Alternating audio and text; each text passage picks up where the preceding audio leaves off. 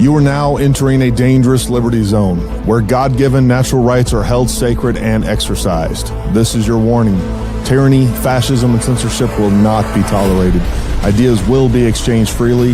Rigorous debate and open discourse is encouraged. If you are weak and your beliefs are fragile, you should leave now. Prepare yourself. We are now live on the Dangerous Liberty Podcast.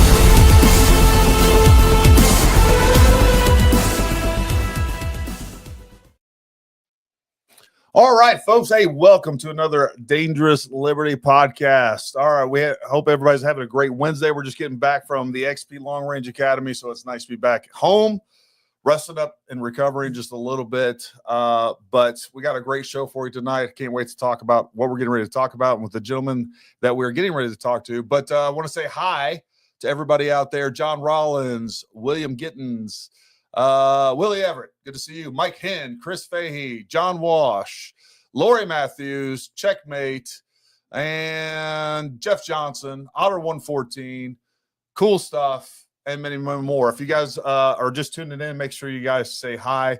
Summer just ran upstairs to be honest, she ran to go get me something to drink real quick. She'll be back in just a minute, but she'll be here. That's what everybody's here for. Charles Mathis, good to see you. But yeah, folks, we got a really good show for you tonight. We got a couple of great guys from TBAC, but this episode is not actually Thunder Beast Arms related. I'm sure we'll get into some of that stuff. T.A. Burson, 7mm rim mag thoughts. I'll talk about that.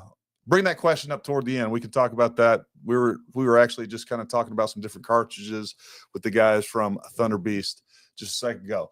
But without further ado, I want to go ahead and welcome Sam Carlson and Curtis Palu on to the show. Guys, welcome. If you will, just take a minute, introduce yourself, and then we'll talk about the app that you guys developed. And I'm pretty stoked about this, to be honest with you.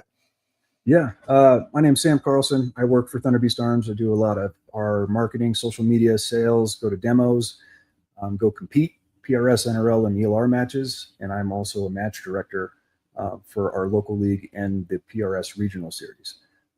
Pretty intertwined in a large portion of the long-range precision world. I'm Curtis Palu. I'm one of the engineers. I'm the head engineer at Thunder Beast. I've been here for 12 years or so.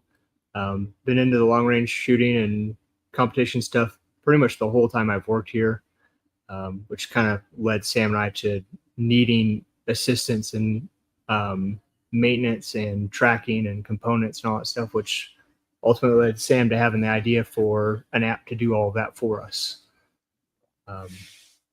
It becomes a tough balance. And I'll let Sam talk about. Yeah, we're talking about the Barrel Burner app. We've been working on it about 2 years. I kind of came up with the idea. I do a lot of demos and shooting for work. I do instruction, shoot a lot of matches, and I have what is called long range autism, where I just really enjoy all the different cartridges and different bullets and different speeds, trying different kinds of stuff. So I have a bunch of different random barrels and firearms. So tracking my components and round counts and all my barrels, and also my cleaning schedule is a big pain in the ass. So I'm like, man, I wish I had something, because I've tried a big whiteboard in my reloading room. I've tried notebooks. I've tried cards tied to each. I've tried doing Sharpie on the barrels, and you forget to update it once or twice. And you're like, for me, my reloading room is in the basement, which, having 3 kids, I don't get a bunch of time to go down there. So if I forget, I'm basically screwed. So there's been more times than not that I've either shot a match to where my barrel is pretty close to being burnt out and you start to see some accuracy degradation, or I don't know when I cleaned it last. And it's not good to over clean your barrels, but it is good to have a good cleaning regimen to make sure that you don't, you're getting rid of carbon rings and stuff like that. So I'm like, man, this is a big pain in the ass. So why don't we, have a way to where we can track it accurately and more and a lot better. So it started as just, you simply hit a button, you develop a profile. It doesn't have, it's designed for everything, whether you're shooting gas guns, pistols, shotguns. Whatever you want to track, it's going to track it. You put in the components you want. There's not like a database to pick from. So you could keep it as simple or complex as you want. You could just put hunting rifle 300 PRC, and then you just hit the button I shot today and it's keeping track. you could set your cleaning interval. So if you're keeping up with that, the profile will actually alert you and let you know, like, hey, your firearm, this one needs maintenance, which is pretty awesome. Well, real quick, Sam, let me interrupt you just for a second. So first of all, folks, Sam contacted me. I don't know. We were talking about who knows what a few months ago, and he started telling me, kind of briefing me on this app. I'm like, dude, this is freaking genius. So, it just makes things a lot easier. I'm sure many of us are out there. We're keeping a data logbook, and inside that logbook, round counts, all those things. And there's all of us, we have no idea. We'll go out and whether we're training, whether we're shooting a match, whatever it is, you'll bring that gun home and you have no idea. You forget, even if you wrote it down somewhere, how many rounds put through it or whatever else. Right. So, I think this just makes it super simple. And a lot of times you're out there, maybe your data book's at home, your round count book's at home. It wasn't in your case. So now what he's done, he's digitized all of this stuff. And it really is, it's freaking genius. And so when he was telling me about this, like, man, as soon as you get this up and running, you got to give me a call. We got to get you on. We got to tell people about this. I think it's super cool. It's just a great idea. And I think every shooter should have it. And by the way, folks, I believe in this so much that what we did is we decided to help them out a little bit. And I hope you support us and support them. But down in the description below is a coupon code, discount code, wherever you want, that's usable on our website.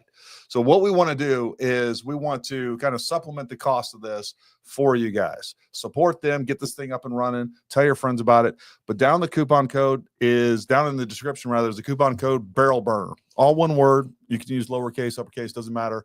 On any $200 order from us or more, we're going to give you $25 off, which is the cost of I think it's like the second or third tier version of this, right? An annual subscription for this. And we'll get to that. But it's a really, really useful app, especially for any gun owner, but especially for your long range shooters out there for sure. So, go down there, go check it out. It's on the App Store. It's on the Google Store as well, whatever that's called. Whatever you peasants using Google use. So anyways, go down there, get that app.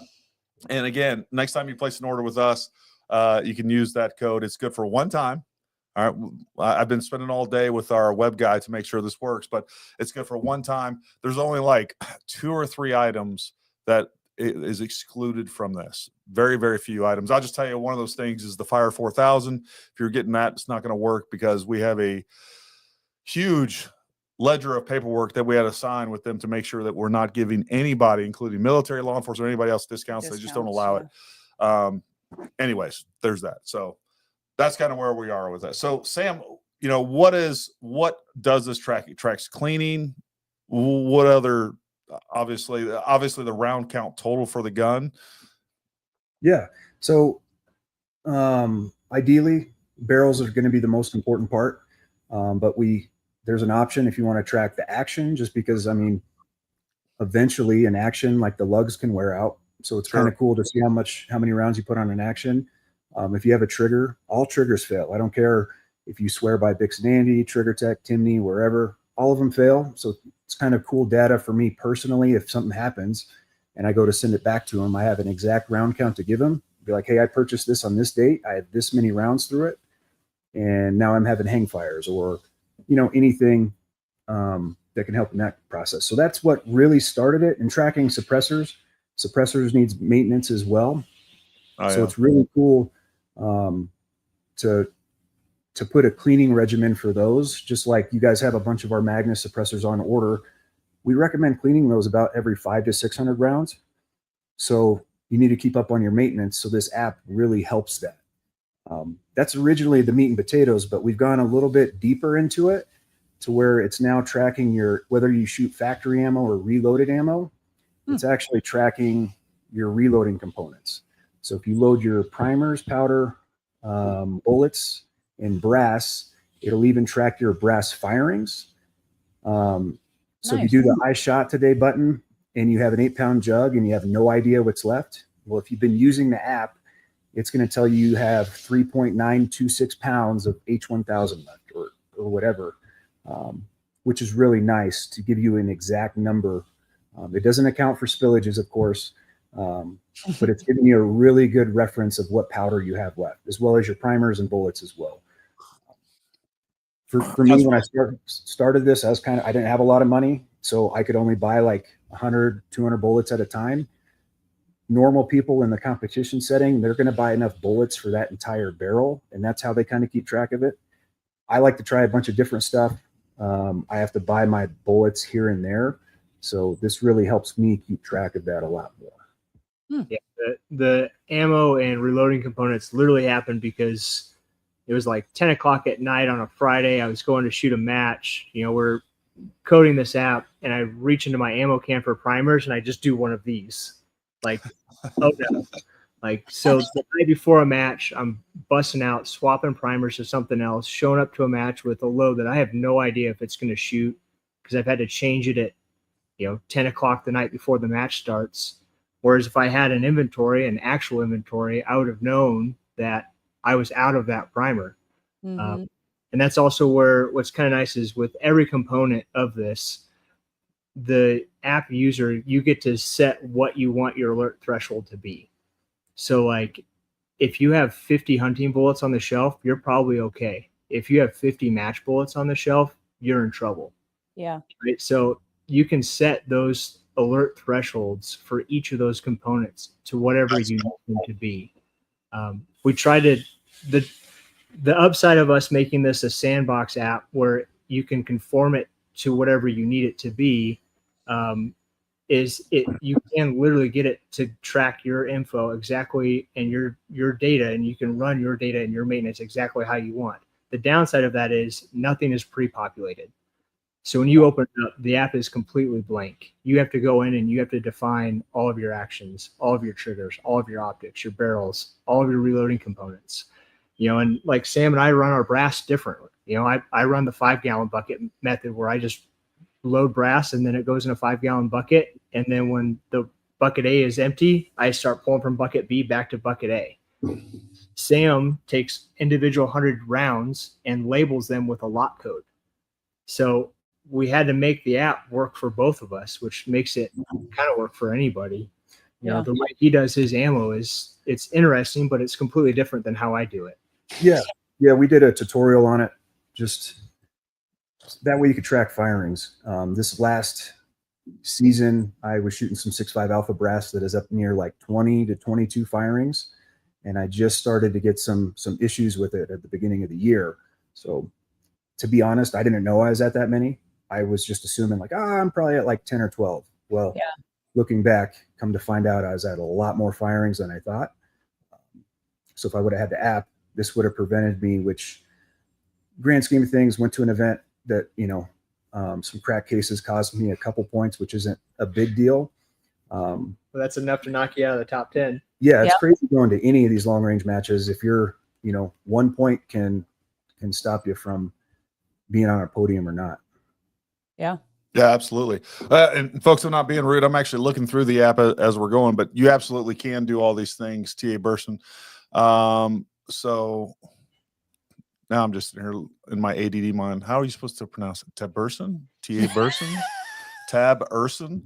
Anyways, yeah, so you can actually put the firearm name, you can select the action, select the barrel, select the optic, and then select the trigger that you're using. But obviously in the firearm name, you can put that make, model, and then your serial numbers. So I don't know what the field limit is. Oh yeah, there's plenty. I was just kind of so it sounds like there's some thing. The front loading of the app when you first get it and you're setting it all up may be a little more work intensive, but it just makes everything so much easier in the long term. You're saving a lot of time and effort and heartache in the long term. It's easier than writing it down, that's for sure. Yeah. So when it comes, I noticed someone's comment when it comes to like insurance purposes. I mean, everyone's data is encrypted. We have literally zero care about like what you have for your load or like firearms or anything like that. I'm personally putting everything in there. So I have 4 impact actions. I want to be able to individually track them because if one gets to like 20, 30,000 rounds and I'm going to an event, it's possible I might want to pull one of my other ones on, or, you go to a lot of these matches across the country. If something gets stolen, it's kind of nice that I just have it on my phone. Like, oh, that's the action I had.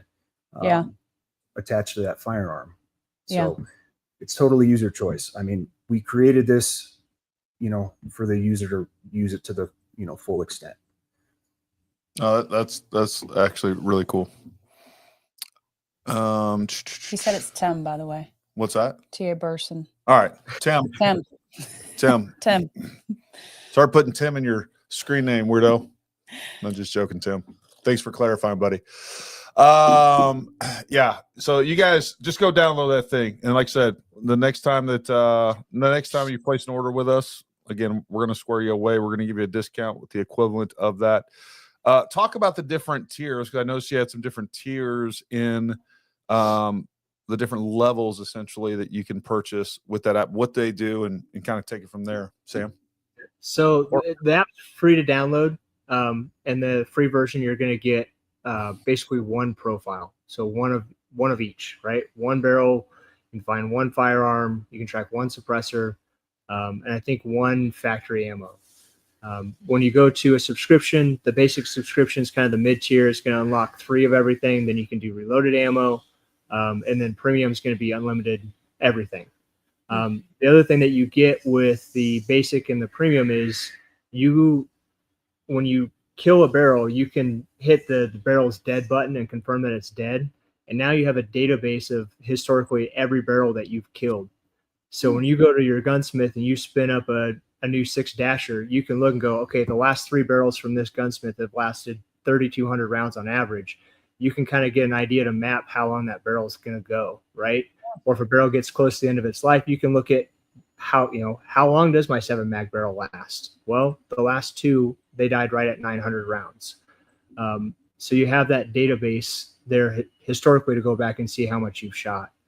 The other thing that you can get with the basic and premium is the app will back up once a day to a server. So if you nuke your phone, everything on there is backed up. You can log into a different phone, do a restore backup, and bring your data back off of our server. And then as far as creating a login, that login, it's required to be in the format of an email. But if you're worried about keeping your data separate and not having Google and Apple be able to track your login or your email, you can make it a dummy email. You can make it dummy@dummy.com. And that would be your login. The only downside of that is if you ever have to restore your password, we're going to try and send a restore password link to dummy@dummy.com, right? So whatever you want that email to be, it can be a legitimate email or it can be a burner email, just depending on how you want to track your data and have it available or not available. We're 2 gun guys that made this app out of necessity for ourselves. So we're not going to sell your data or use it for marketing or blast you with ads or give it to this or whatever. That stuff pisses me off. So I'm not going to do it to somebody else. Yeah. So just to clarify, if you have the free version of the app, the data is not backed up. So if you lose your phone, you got to recreate that one profile. Yeah. Yep. Got it. So just do the subscription, guys. Yeah, but I mean, download it, play with it. You've got one app. We did that so that people could test it and see if it's something that they actually want, right? Like it's really hard to justify paying a subscription up for something that you can't see if you want it. Or see we're fairly confident that after you download it and start using it, you'll realize that it's worth it to add the profiles. Yeah. First one's free. After that, we gotcha. First one's free. No, and what we'll do too is we'll put a link to the app and send it out in our newsletter as well. I think again, look, folks, I've said this before. I'll say it again. Thunder Beast is number one. They've supported everything we do. They've squared us away. Not only as a dealer, I'm constantly calling Sam and asking him stupid questions. Amongst other people, whoever answers the phone. On top of that, they've also helped sponsor our XP Long Range Academy courses that we do with, Ray from the X-Ring. Been super great to us. They're constantly giving back to the shooting community. So let me tell you something. And I know, this isn't directly a T-back effort, but these are the guys behind, just a few of the guys behind the brand name. So, and I've known Sam for a long time, and yeah, you're not going to go wrong. They're going to do you right. And I'm telling you, this is an app that is actually useful compared to the other 50 apps that you've downloaded, whether you're paying for a subscription or not. But as a shooter, I think it makes perfect sense. So plus Sam let me sit on the T-back couch in the SHOT Show booth and take a break. we did. We did. And if there is T-back related stuff, we're happy to talk about it. We're planning on it too. If there is anything pertaining or questions about Thunder Beast stuff too. Yeah, so if you guys have any questions about Thunder Beast arms and their suppressors, let's talk about them for sure. Real quick, why don't you guys provide an update on how you are updating the brake line? So I know I talked to Blake yesterday, and he did update me real quick on some of that. So if you guys want to update the audience. Yeah, so on March 1st, we are eliminating a bunch of SKUs just in terms of increasing production. So for example, all our SR brakes, we've had two different styles. We've had non-timed and timed. Mm-hmm. So there's not a significant performance difference to offer both of them. Non-times are easier to install. Mm-hmm. You don't have to mess with the peel washer, and then it's not making a big enough difference to offer both of them. So only non-times are available in the SR brakes, and then CB brakes as well, with the exception with 1/2 by 28 and 5/8, those being, some of the more popular ones. We're still making those in the timed version. Okay. So if you look at it, we offer a pretty big variety of thread pitches. So not killing those off as of for right now. I mean, it's possible 2 years from now, or you think it's. Yeah. Are you talking about killing off the 1/2 28 and the 5/8 timed, or what are you talking about? Bringing back time. So, I mean, the thing about it is, like, we have the programs and the fixturing to cut these, right? So at any time, if we get an order that's large enough, that would be a decision for Ray and Zach and Shane to make. But like, say we get an order for thousands of them, right? We would potentially bring them back on. But what we've seen, the trends for sales and just feedback from the customers, nobody likes peel washers. They're terrible, right? So like, going to the non-time just really started to make more sense. It also allows us to streamline manufacturing. So now those machines that we're cutting, two different brake varieties are cutting one brake variety. That increases efficiency, lets us get more time on those machines to cut suppressors rather than brakes. That lets us increase suppressor production. That helps our dealers. That helps the customer not have to wait 15 months for a product that they want now. So that's one of the things that we've done in the last 6 months. Is we've really gone after our efficiencies, what's worth cutting, how can we streamline stuff. We're literally fighting for 0.5% and 1% increases on individual machines, retooling. We're doing literally everything we can to increase our production. And we are seeing it. Like it is making a difference. Yeah, I think I quoted you guys at SHOT Show 12 to 18 months. Mm-hmm. I'm sure if you pull up your invoice now, it's going to look drastically different. Oh yeah. Nice. So, for example, like an order placed today, we're quoting about on the early side is May of next year. Right. Which that's what we were quoting you probably near SHOT Show. Which tells you that order is going to be coming a lot sooner. Nice. Than we projected, which is huge. It's and with huge with what we have planned and the changes that we're going to continue to make and the machines we're going to set, we're quoting 12 months, but those times will come down. And again, we're with the QC that we have and the product that we have and the unwillingness for us to waver on that QC and the product, we have to unfortunately grow at a finite rate, right? Like we could call up and order 30 CNC machines and set them in a building and just let them start cranking out parts, but the product is going to suffer. So we have to grow at a controlled rate. And the downside of that is it takes more time. The upside is, that if you order a Thunder Beast can today, it's still going to be the same quality that we're known for. Right. We're not cutting corners. Yeah. Every month this year, we've increasing machines. Yeah. Every month this year, we've made more suppressors than we've ever made in a single month. So, and yet every time I get an order in, they're pretty much all pre-sold by the time I get and that's a good thing, right? Yeah. There's just such a high demand that I don't have to worry about selling a T-back suppressor. That's a great thing.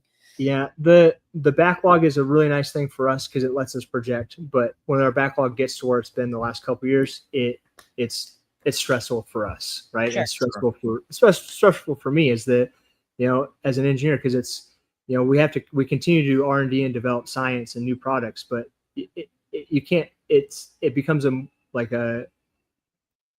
don't know, it becomes hard for me to justify expanding and coming out with additional lines and additional suppressors when we really need to focus on the products that we have and increase the production of the products that we have. Sure. We have a lot of stuff we would love to make and develop and expand on, but we literally can't, just because morally we need to focus on the cans that we already have. Yeah. Right now you basically have, I don't know what the number is, but you obviously are committed to selling the suppressors that you have at least for the next 12 to 18 months. Yeah, exactly. Right. Progression of orders. So, no, that's really cool to hear that, clearly you guys, you're talking about cutting the projected dates already down 5 months or so 5 to 6 months. So, having that high of a demand is not a bad thing, but I do understand it. And people are constantly calling us up and it's like, hey man, you can pre-order this, and we can only, and we let them do that. But then of course the flip side of that, or the dark side of it is, when's my can coming? Months from Do you have now, an update on my order? When am I going to get my can? When we've told them, hey, it's going to be 12 months, 6 months from now, they're called us, is my can in yet? Like, no, bro. Yeah. I don't know. If you got an email or a call from us. If you haven't, it's not in yet. But at least the little piece of silver lining right now is at least forms are fast, right? Oh my gosh. I remember, oh man, 14, 15, our backlog was this bad also. And that's when forms were 12 to 18 months. So our customers were waiting 12 to 18 months for a product, and then another 12 to 18 months to get it, to be able to take it home. Those days were terrible. Yeah. No, I have people call me all the time. They're like, can't you just get like a serial number from T-Back and then I can start my Form 4 while we're waiting on it to be made? I'm like, no, that's not legal. Like, that's how men in nice suits come and knock on your door. Yeah. Well, I got a pretty good way of explaining that to those guys. It's like, more suppressor, all the other ones we have in the shop. Yeah. Anyway. Yeah.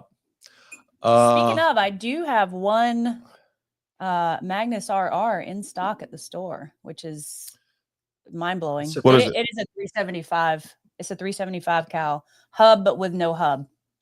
So if anybody's looking for there you go, folks. Jump in there. Get you one of the I did have a call earlier this week, so I'll see if I can find the call or email and I'll send them your way.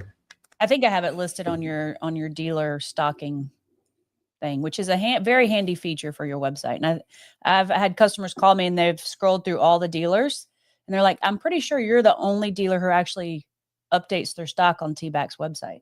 So they have on their dealer locator where you can put in what you actually have in stock. And then people can see it on T-Back's website. Hey, Paramount Tactical has 2 Ultra 9s, has 2 Ultra 9s, has 3. You need to turn my mic up. You need to speak into that mic for me. And anyway, yeah. Yeah. John Rollins is asking, so it's a good idea to clean the suppressor every 500 rounds. Clarify that. I know that's not. So that's not every suppressor. I mean, I can speak for ours.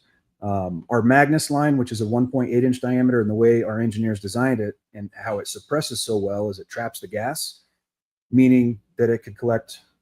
It's going to accumulate carbon a little bit faster than a normal can. So it can go beyond that. We have found the best cleaning method of like 500 or 600 rounds. That way you're only dealing with one CLR soak, to get it back. And it's a super easy process. But like our Ultra series, so like the Ultra 5, 7, and 9, 1.5 inch diameter cans, we recommend about every 1,000 to 1,200 rounds or 1 ounce of carbon. That they kind of equate in the same realm. Yeah, those are just really good rules of thumb just to start. If you're really tracking it or want to track it, you can use our stock weight on our website or weigh your can when it's brand new and write that down, or put it in the app in the notes section. And then as you shoot, keep weighing that can. The key is 1 ounce or less, or right when you get to 1 ounce. Because what happens if you let it get to 2, 3, 4, 5 ounces? Those initial layers of carbon have seen so many heat and pressure cycles that the density just keeps going up, right? And COR needs that micro porosity to get in there and break up that carbon and lead layers. But if you get too far, now your density's gone up, and now there's no way for it to get in there, and it just becomes a lot harder to clean. Something also a lot of our customers forget is, as part of our warranty process, we will clean your suppressor for you once a year for free. So if it gets away from you, it gets out of hand, fill out an RMA, send it back to us. We'll clean it for you and ship it back to you. And we'll also do an inspection on it, make sure everything's good. But the way that we're going to clean it is with COR and pumps. You know, that's what we found to be the best. So that's what we recommend to our customers also. But so you said CLR and pumps. What do you mean by that?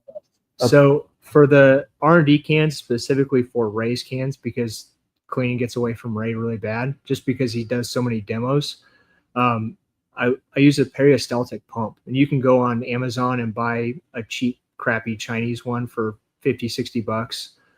But a peristaltic is the same type of pump they use for like blood transfusions, where nothing can touch the liquid. So that's awesome for COR, because if you use COR on a traditional diaphragm pump or anything like that, COR is going to destroy that pump. But the peristaltic, it works. So what I do is I've got PVC pipes that just have a cap on the bottom and they're sealed. Put the can in there, pour COR until it's about half full, and then I just have that pump pull COR from the outside of the can into the blast chamber, and it cycles that COR through, so you just get a better utilization of it. It also kind of helps clean those layers off. And like, you can usually cut your cleaning times down by about a third, just because you get a better clean per hour. And then again, it depends on what you're shooting, how you're shooting. Like a 50 can's got really porous carbon in it because it just creates a lot of moisture as that carbon settles. So like Ray brought his 50 can back last week. It had 7.5 ounces of carbon in it. Jeez. So that's normal for us, right? So it took me 4 days with a pump to clean that thing out. And we put a video on our YouTube of it too, to show how dirty it was and what it looked like after, just to show how effective the CLR works too. Good old CLR. Yep. So for like a standard can, let's say you've got 1,300 rounds on, Ultra 9 or something along those lines. And what do you guys recommend if you don't have that peristaltic pterodactyl pump? Just fill it up with CLR. CLR is still going to get you there. It's just, you might have to do 2 or 3 soakings of it, right? Let it soak for 4 to 8 hours, 4 to 8 hours, not 48, 4 to 8 hours. And then rinse it out with hot water. Take another weight and then fill it back up and just rinse and repeat until it's back to clean. Gotcha. It just might take you a couple extra soakings. Now, if you, let's say I go and I drop my can off into, a big thing of CLR and I just leave it there for, 4 or 5 days, is that going to hurt the can or anything like that? That's a great question. As long as it's a titanium, that's a no. So you can, we've done tests where we've left them in there for literally months and strips of titanium. And the active ingredients in CLR are non-reactive with grade 5 tie, which is where our suppressors are made from.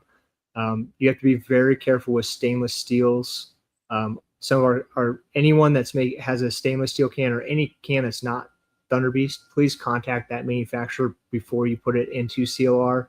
Sure. I do not recommend putting our 22 can into CLR because those baffles are 17.4 stainless, and CLR will pit those baffles. Just like if you clean any components with it, it's any stainless components. Like there's a huge debate that's been going on for a while whether you can use CLR to clean barrels, just because it is reactive with barrel steel. It's reactive with stainless, and it will pit if it's left in contact for too long.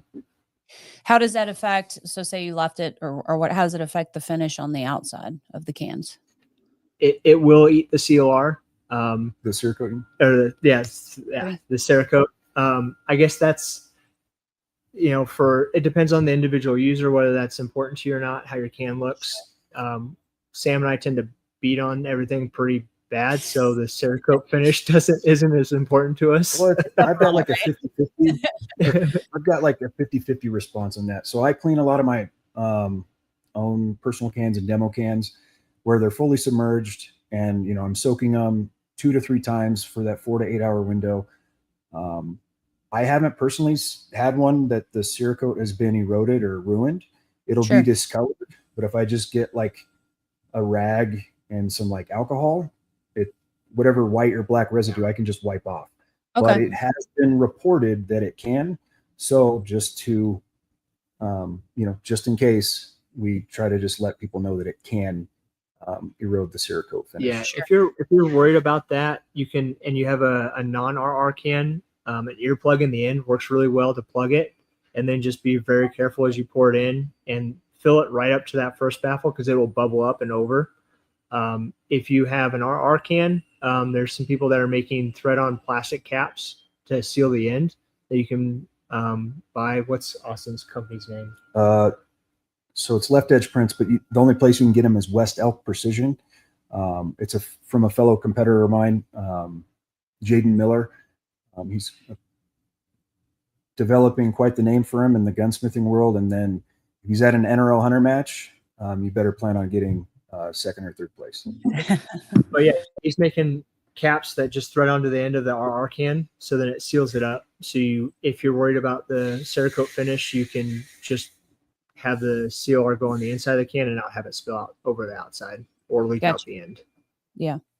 Yeah, I'd be willing to bet there's probably some of the Cerakote colors, maybe not necessarily what the ones that you guys are using, but I bet there's metallic flakes and different things like that. And some of those different colors, and I'm sure some of those are more reactive than others, but who knows? Yeah, I think FDE is a little bit more reactive to the CLR than black. Black is one of the stronger ones.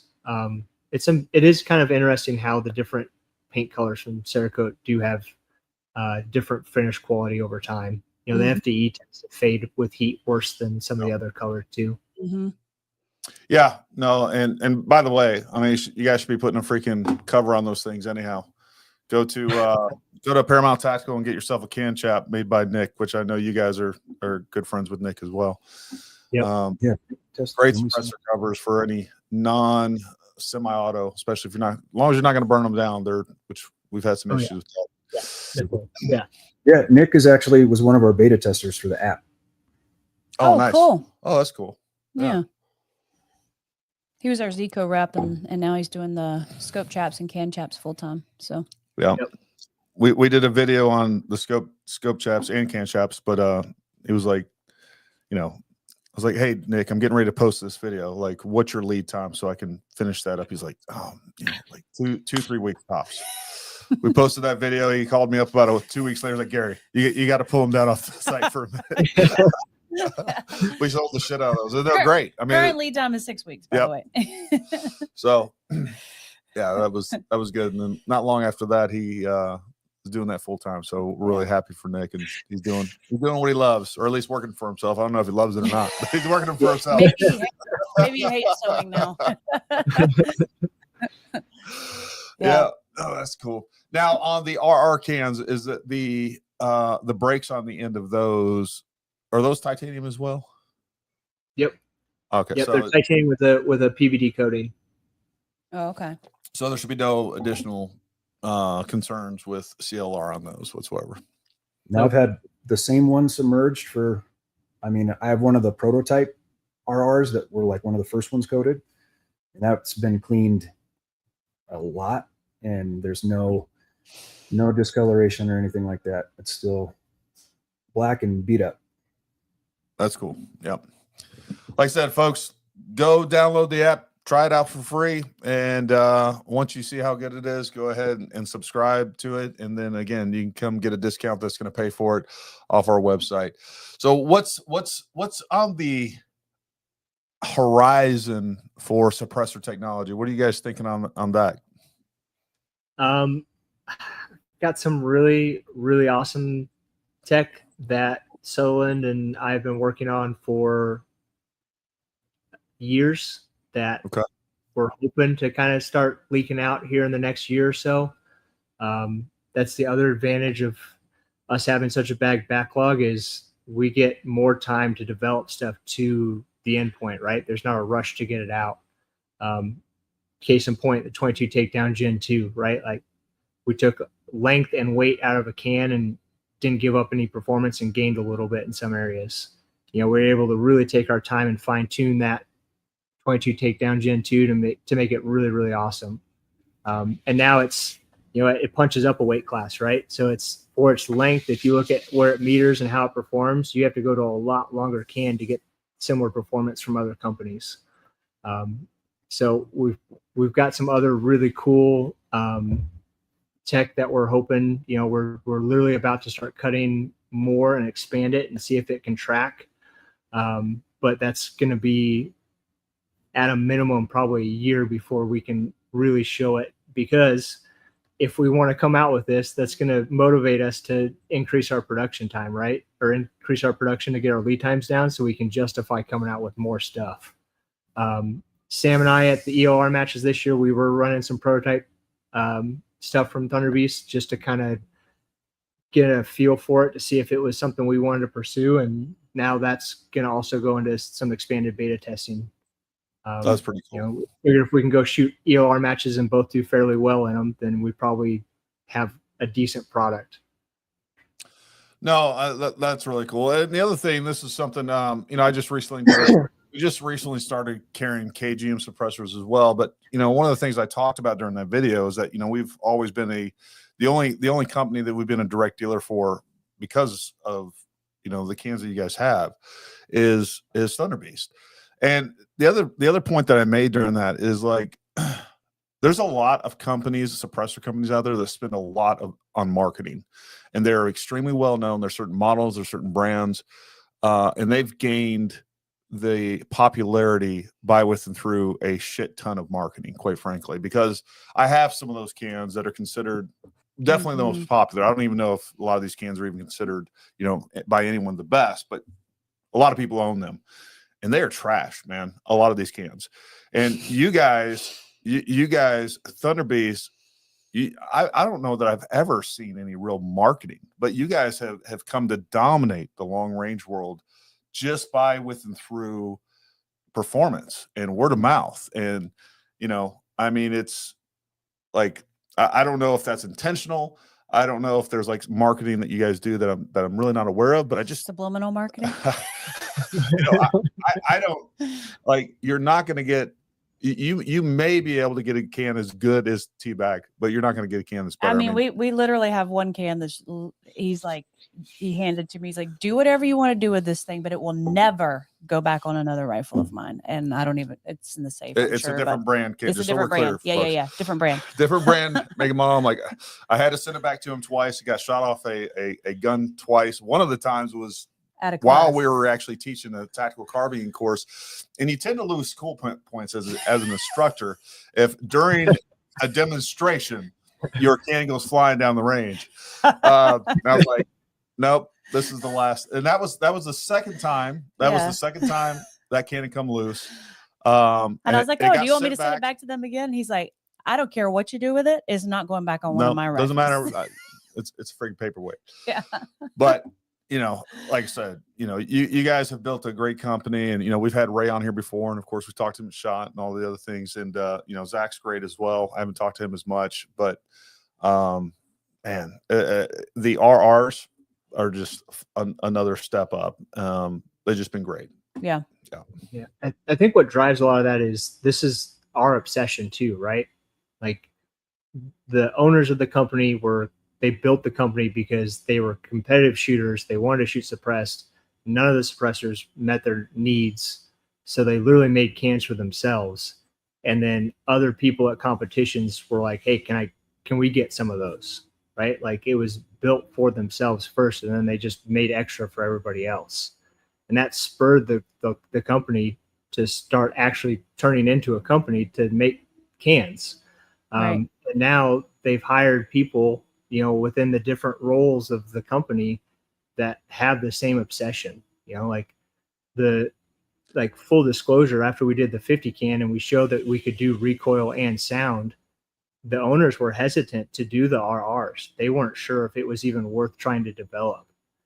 So, we just kind of made one, and then we're like, I guess we're just asking for forgiveness on this product. We just made one, and then literally I finished it at like 5:30 on a Friday, Sam and I went to a match the next day with it and shot it, and then just started handing it to people and let people shoot it after the match. And the first stage of the match with the RR, the original prototype, I timed out because I couldn't stop laughing at how ridiculous the lack of recoil was, and it was suppressed.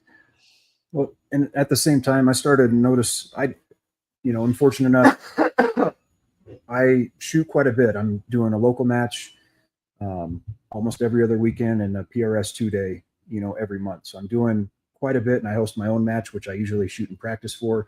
There was a trend when the RR was coming around is you start going to competitions, and if you're shooting suppressed, you're kind of the minority. And it's awesome to see how much it's changed. So I have a local match I'm hosting, my monthly match here. I've got 72 signed up, and 65% of them are shooting suppressed. And this counts for PRS points. And I've noticed that at a lot of the other PRS 2-days is that suppressors are making a big comeback, with the added benefit that people claiming that a traditional suppressor, they can't stay on target as well. Well, with the RR being able to do that, obviously it's not going to be as good as an APA break or something, but getting rid of all that concussion and then keeping your reticle steady on target, or just moving 2/10 out of the way so you can see where you impact it and make a win call for the next target. I mean, it's been pretty awesome to see developing that. In the prototype phase, I think I broke a few of the collars. One by over tightening it a couple times, and I think he was like in the 11th hour on a new prototype, and I'm like, hey, I think this collar is not going to work. Oh no, I handed it to him and said, you cannot break this one. This is the only one that we have right now. And then 20 minutes later, he walks back in the office and he goes, I broke it. I'm sorry. You put too much MAN on that thing. Yeah. But that, that fleshed out to where, we knew when we shipped them that they were good.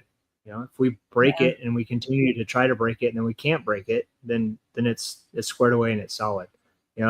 Somebody, Jeff, you made the comment, I don't shoot suppressed on match rifles. So before Thunder Beast, I did IED research for DoD.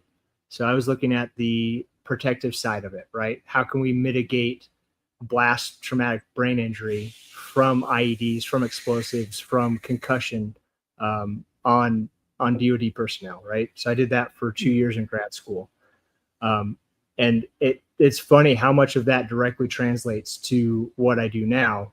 And what people don't realize is that when you go to a PRS match, when you're shooting unsuppressed with a break, a lot of people on day 2 of a PRS match will be like, they wake up and they're like, yeah, I feel kind of foggy today. I'm not clicking. They make those mental errors. It's happening on day 2 of the match. Well, what's happened is they're slightly concussed, right? You've had enough exposures to a high pressure wave that you have a mild TBI at that point. It's not permanent. It will heal itself in a few days later, but you're still going to be down IQ points on day 2, and that's where the advantage of the RR comes in, right? We're not going to get you the 65% recoil reduction, but we can get you 60. We can get you right there to where if you're shooting and driving the rifle, you're really not going to notice the difference because it's splitting hairs. But on day 2, you're going to be sharp. And the biggest thing too is I've at our local range, right? I was there, Sam and I were there sighting in rifles, getting ready for, I think, KRG. And there was a gentleman there that was shooting with a break, and he had 2 little kids right next to him in the blast zone of that giant muzzle break, shooting like a 300 Norma. And I went up to him and said, hey man, I'm not going to tell you how to raise your kids, but you should really have them behind you when you're doing this, because you're exposing them to something that can be harmful long-term. Yeah. And there's a lot of new studies on this. They call it subconcussive injuries. And, like you said, you have that toward the end of the day where that grogginess that you're getting from those subconcussions. And theoretically, we're recovering from that, but long-term exposure, again, lots of studies on this. We had a lady that specializes on this last year, Danny Faherty, but she's actually doing studies for DoD. She's doing, they're just now starting to realize the real damage that these subconcussive impacts that we're taking all the time, from breaks, from breaching, from all these things that we do, especially in the military, mostly the military and law enforcement as well. But I do think these have a real cumulative, possibly long-term effect that I think we need to be more, aware of and start taking that stuff a little bit more seriously. So I think, suppressors are just a no-brainer. And I don't think that the little bit of extra performance that you're possibly getting, and kind of what you touched on, Sam, I do think like there's the really top tier brakes maybe providing a little bit more recoil mitigation than some of the braked suppressors, but it's not much. And that I don't know that the juice is worth the squeeze. Zachary here, and by the way, Jeff is I don't even know if I would actually answer any of his questions. He's an I saw he was just, he said he wasn't. He's an F-class shooter. He shoots MOA. I don't even know if he's a real person. Yeah, I didn't mean to call you out, Jeff. I just saw that. I was like, hey, you can call it. Jeff. It's a real concern. He's a personal friend of ours. You are going to Zach. I'm super sensitive now to braked fire. It's funny, at the end of my 2 years or like a year and a half into doing all this research, I remember sitting in a big conference with, a bunch of military brass, and we're showing them all this stuff of all the, because I worked in the experimental side of stuff. So it was like 6 or 8 big name universities, and we were doing all the experimentation. And I remember leaning over to the other grad student that was doing a lot of the experiments, and I was like, they had up all the symptoms for if you have TBI. And I was like, I have all those. Do you have all those? And he goes, yep. Yeah, we were doing 2,500 to 3,000 blasts a year in that lab. Oh, wow. So everyone was getting exposed to it. And the downside of that is now I find that I'm really, really sensitive to braked fire. So like even when we're at these matches, I have to step way back, when we're squatted up at a stage, because the concussive forces just really seem to rattle me for some reason now. And I really developed that headache earlier than I used to. If you push through that goes away too. So I'm joking. No, I mean, we used to shoot, it would be nothing to shoot 300 rounds on a 50 cal back in the day. And I remember I shot. That's what's wrong with you. I was shooting. I either personally shot and safetied, which I was right next to people. I shot like 38, almost 40 AT4s in one day at when I was deployed in Iraq. So, yeah. What's the limit now? Like 2 or 3? Yeah, maybe even done I think it's 20 rounds or something like that, or less for 50 cal. And I think you're supposed to shoot like 1 AT4 a week or something crazy like that. Like, hey, you guys got to stop ambushing. I can only send one of these at you guys. Right? Hey, bad guys, stop. For training purposes. During training, we'd have one NCO up there safetying for like 50 freaking people as they shot AT4. So they're eating that all day long. And even then there was like some sort of limit that was suggested. I think it was like 3 to 5 or something like that. But nobody cared about that NCO that was working as the RSO on that range that day. So, I can say I've done 300 rounds of 50 with the Ultra 50 can in a day. And I did not feel like I shot 300 rounds of anything the next day. So I can't imagine shooting. I wouldn't want to shoot 5 rounds of braked 50. I don't want to shoot 1 round of brake 50. I can't imagine standing there for 300. Yeah. Yeah. I just recently shot, I think like 40 rounds on the Trimmer 50. The Trimmer 50. Braked, right? None of that. Not only was that not, well, I actually had a brake on it. Well, I had the brake on there. So it was just brake. It wasn't suppressed. And then on top of that, like I said, that thing is exactly what you expect a 50 to be, because there is no recoil mitigation springs like it is in the 107. That thing will kick you in the, they'll rattle your teeth. There's no doubt about it. So Zachary Finlay says, I want to shoot suppressed more often, NRL Hunter, PRS, but making it 12 pound can. Making 12 pounds can be tough. Any thoughts on lightweight cans for matches? Yeah, so PRS came out with the new Sportsman's division where the rifle can only be a max of 12 pounds, I think, which carries over into NRL Hunter, so people can kind of compete in both. Getting the 12 pounds is a little tough. A couple of my peers that do it, the Magnus KRR, that is going to be right at 11 ounces. So you got to kind of shave it elsewhere, but that's going to give you significant recoil and taking the edge off in terms of suppression and keeping it short and light, or just doing something as simple as like our Ultra 7. It's 8 ounces, giving you incredible suppression, especially on a PRS or NRL style cartridge. I mean, it's a 12-pound gun. It's going to be really hard to keep on target anyway, if you're not driving it and doing your due diligence to, concentrate and break good shots. But the Magnus KRR, if you're really looking for recoil reduction by saving the most weight in the CB configuration, doesn't make sense to do the SR, which is going to be heavier and longer. So I'd say between those two, those would be a really good pick. Just to clarify, though, the Magnus KRR, it works incredibly well, but being that it's so short, like it's pretty punchy still. In terms, it is knocking it down almost 20 dBs. Yeah, it's like the KRR is not a quiet suppressor.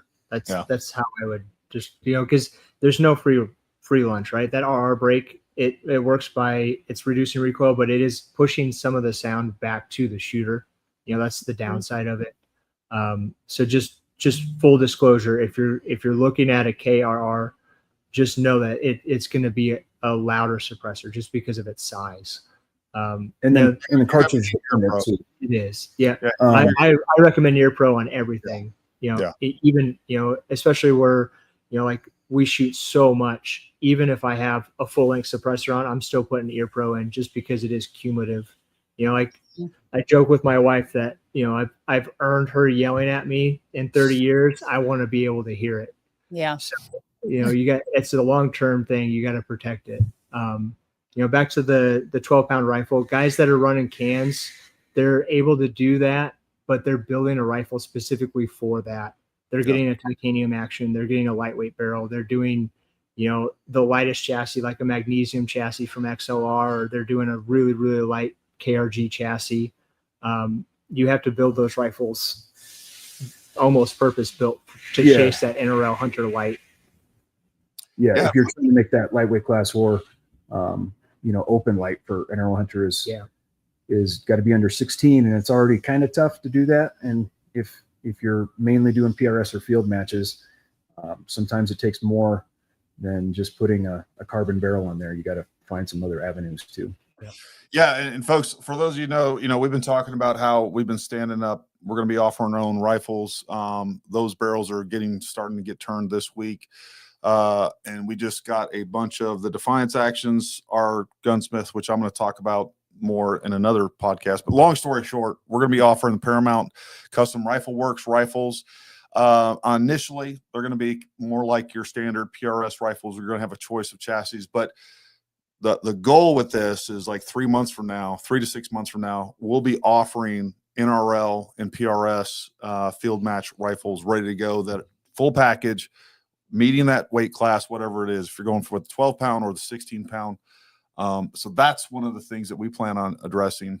The other thing I want to say is that one of our instructors, Zach Simon, he just won second place at an NRL match down in Carbon Hill, Alabama. And I can tell you, he is in the light division, and he always runs a suppressor. So it is possible. You just got to be smart about weight. One of the biggest things is, I will tell you, MDT and a couple other companies are now offering some pretty good when it comes to stability. And when you're going super lightweight with bipods, you're giving up something, just like on the suppressors, right? It's not going to be as stable as like an a 5-pound AccuTac, but they got some pretty good, darn good bipods that are, just a few ounces. That MDT backcountry we just got in is 5 ounce. I mean, it feels like you're holding nothing in your hand. It's 5 ounces for a bipod. Yeah, I saw that at SHOT Show. It was pretty awesome looking. Yeah. And with that being said, you're giving up some stability. You're giving up some durability, Rigidness in the legs, I'm sure. yeah, so it's a compromise. There's a buddy of ours, Riley Foster, Yeah. who won Night Force ELR this year. He has some carbon fiber legs that hook up to your SkyPod, and it's basically that goes the same length as a triple pole, but you save all the weight with the same stability. I'll be honest, when he gave them to me at Night Force ELR, I was like, holy, this is light. Like, this isn't going to work. But they work extremely well. I can't remember. I can't remember what his company that he's doing it under, but the legs are really slick. They're a 90-degree and then pull and then 90-degree to lock. And they literally are replacement legs for they just the triple pull, and they're So super lightweight. Yeah, they bolt up to the SkyPod pintle. It's super easy to change out.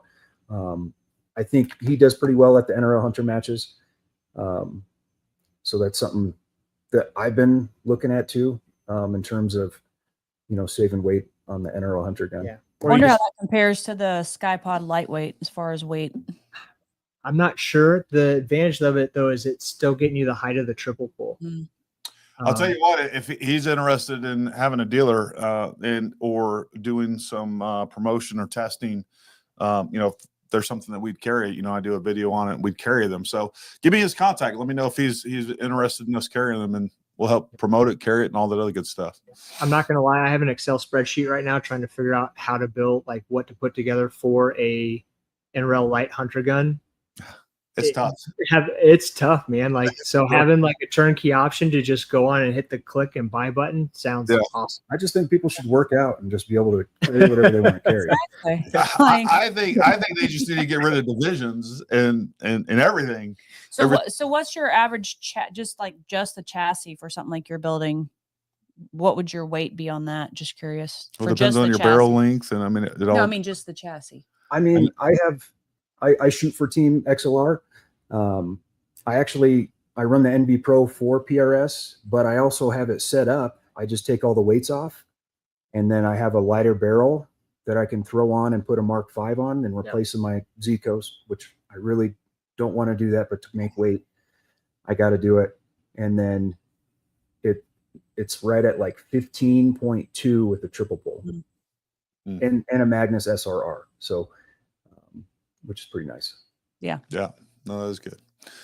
Yes, I learned that this week. We had a couple of students that were running the botany. Those things. Holy shit! Talk about the percussion on that break. Oh my gosh. Yeah, that thing is no joke. That thing. I don't know. Have you guys have you either one of you tried shooting the botany break? Oh, we lost you. It's probably frozen. You guys probably hear me, but I can't hear you right now. We're back on. All right, there we go. Okay. I don't know if you've used the Botnia. That thing is legit. That the gun doesn't move. I was expecting a lot of it because Ray did a review on it, and he swore by it. But actually shooting that thing in person is pretty impressive. But man, even like sitting behind the shooters, like the blast was just crazy. Yeah, everybody was shooting like 6 mil and 6.5, and it felt like a 50 cal or damn near close to it. Yeah, it was. Feel it behind the line every shot. Oh yeah. They were ending friendships left and right. I'm not a rude guy. Like I'm pretty nice to everyone, but with Night Force ELR, when you're setting up to check your 100-yard zero, there's a line and like you're right up next to people. Luckily for Night Force ELR, I think the majority were shooting suppressed. The only spot we could get into was a guy shooting a 300 Norma with a break. So I squeezed in there, and like I was anticipating every time I saw like he was getting ready. Yeah, I was just starting to cover my head, and then I of course made it like sound like, damn, oh, that hurt. Every time we shoot to hopefully guilt trip him in the next year that he doesn't come with a break. By like the third shot, he was leaning over and apologizing to Sam. He's like, "I'm going to shoot another one. I'm so sorry, man. I'll say when I'm on my way." Next thing you know, Sam's pulling out a baton and Nancy Kerrigan and him. What? Oh man. Let's see. I was looking at some of this. What does this say? Jeff says I call dibs one of the Deviants and Ruckus and Stainless. Well, we got them. They're in a bunch of different variants. I'm gonna do a video on them tomorrow. Yeah. Just got my first T-back Ultra 9 last week. I need another OD green to match my Sig Cross Sawtooth. How long is the wait? Just depends, Joe. Go on. You can go on any other website. I doubt anyone is going to have one of those in stock. But if you either go with back order, you can back order through us, or you can select the notify when back in stock, which is going to be sometime in February. You guys have an order in with us where there's one on there in OD green.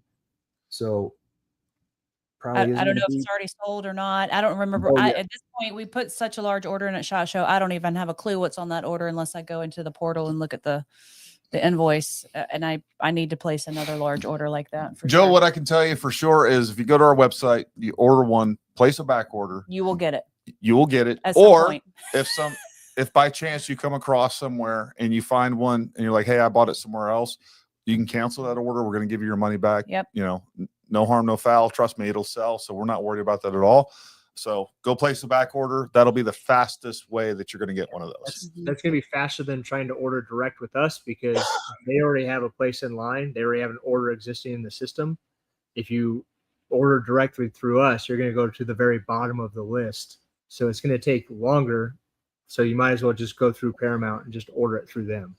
Yep. As a matter of fact, just order all your suppressors from us. I heard that if you buy direct, T-back actually charges you like 50% more or something. That may or may not be true.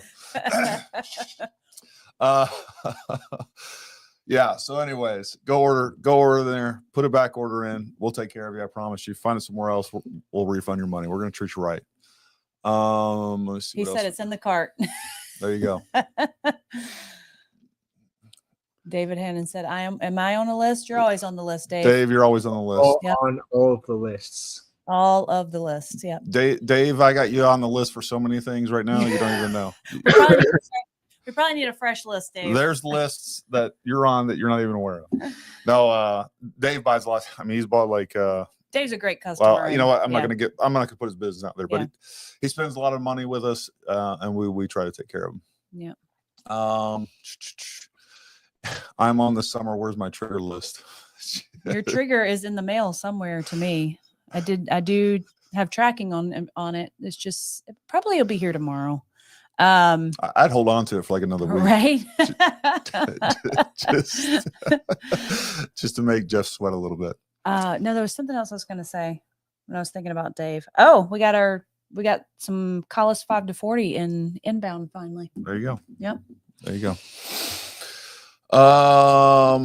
Yeah. So back to the app. I know you had some. Do you have any of those? We talked about possibly having some visuals, Sam, that you can throw up. Yeah, let me get them pulled up.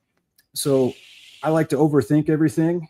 So I've done a lot of tutorials on like how to build all your profiles or anything, but not necessarily showing how easy it is to just hit a button I shot today. So that's what I'm going to show you.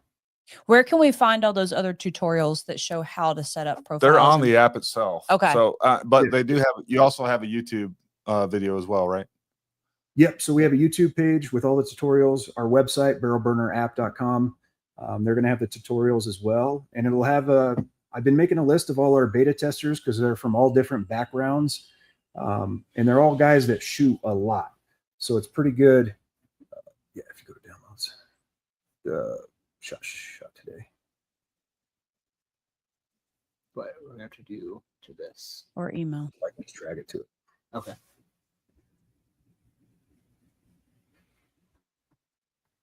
The chats disappear after we're off, so I'll lose all this.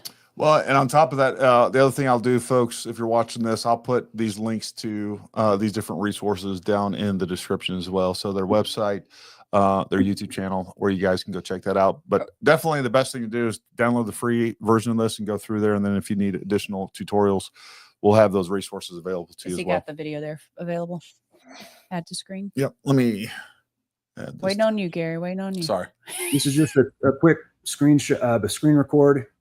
So I just hit I shot today. I'm selecting the firearm profile. So those are all the profiles. All the profiles that you previously set up that you can select. I've already set up. I have a bunch of ammo because I shoot factory reloaded ammo. Again, if you don't want to track any of that, you don't have to. So I'm putting my suppressor in there. So that's tracked. And then it's confirming. And then it's going to show to my profile, which I think I cut it before that, but it's going to show you your round count on everything every time you do that. That's super cool. easy to use. The most time consuming thing is just developing your profile, which a lot of us are already in tune with doing anyway. So some of us find it fun to set it up. Like, you get some new scope or action and you're excited to you want to do stuff with it, but you can't get to the range for a week, Yeah, like you can see there, his PRS 65 Creedmoor, he has it fully defined with all of the components. Yeah. You don't have to do that. You could put an action in there. You could leave the action blank. You could just put a barrel. If you can use or not use whatever functions in the app you want, and the app will still track your data count. Also, like say on that one, he goes, "Oh man, there's something weird. I need to take a look at this." On the right side, there's that alert button, so you can put an individual alert on that firearm when you're at the range. Like you need to re-zero it. You took it off. It'll turn red, and you'll put an alert. Make sure to re-zero this, and I put a date. So that way, if I'm looking at it, I forgot I have to re-zero this. And when you create some of these components, so let's say it's your Zico 8-40, and you could probably even throw the serial number or whatever in there, and you add that same optic to a different firearm profile as well, because sometimes you switch the optic back and forth. As you enter I shot today, it keeps track of that no matter which gun it's on, right? And adds that cumulative round count. Yeah, once it's defined. So I have a bighorn that I run 6 different barrels on. So I have each of those defined as a firearm in there, so that whatever configuration, and you could do it to where you manually change that in the app. You could edit that rifle profile and change the barrel out as you change it on the firearm. Or if you want to be lazy like me, I just have it defined 6 different times, once for each barrel. So then when I'm at the range, I shot today, I scroll down to that section of, that rifle and go, okay, I've got my 6-dasher barrel on there today. So I select the 6-dasher configuration, and then it tracks it for that. And that, again, onto that one bighorn. Yeah, onto that one bighorn action. Yep. And then, I have the same diamond trigger on there, and I have an 8-40 Zico on top. So it's still putting the rounds, whichever one of those I select, it's putting the rounds to my firearm components, the base components, but then it's only putting the rounds to the barrel that is on that rifle that day. Gotcha. So that's where some of those round counts can really get away from us. Like the Bighorn Origin that I have that I'm talking about, it's a first run Origin. And I was looking through trying to figure out how many barrels I've killed on that action. And you can get to 15, 20,000 rounds on these precision actions. Yeah. When I even realize it, right?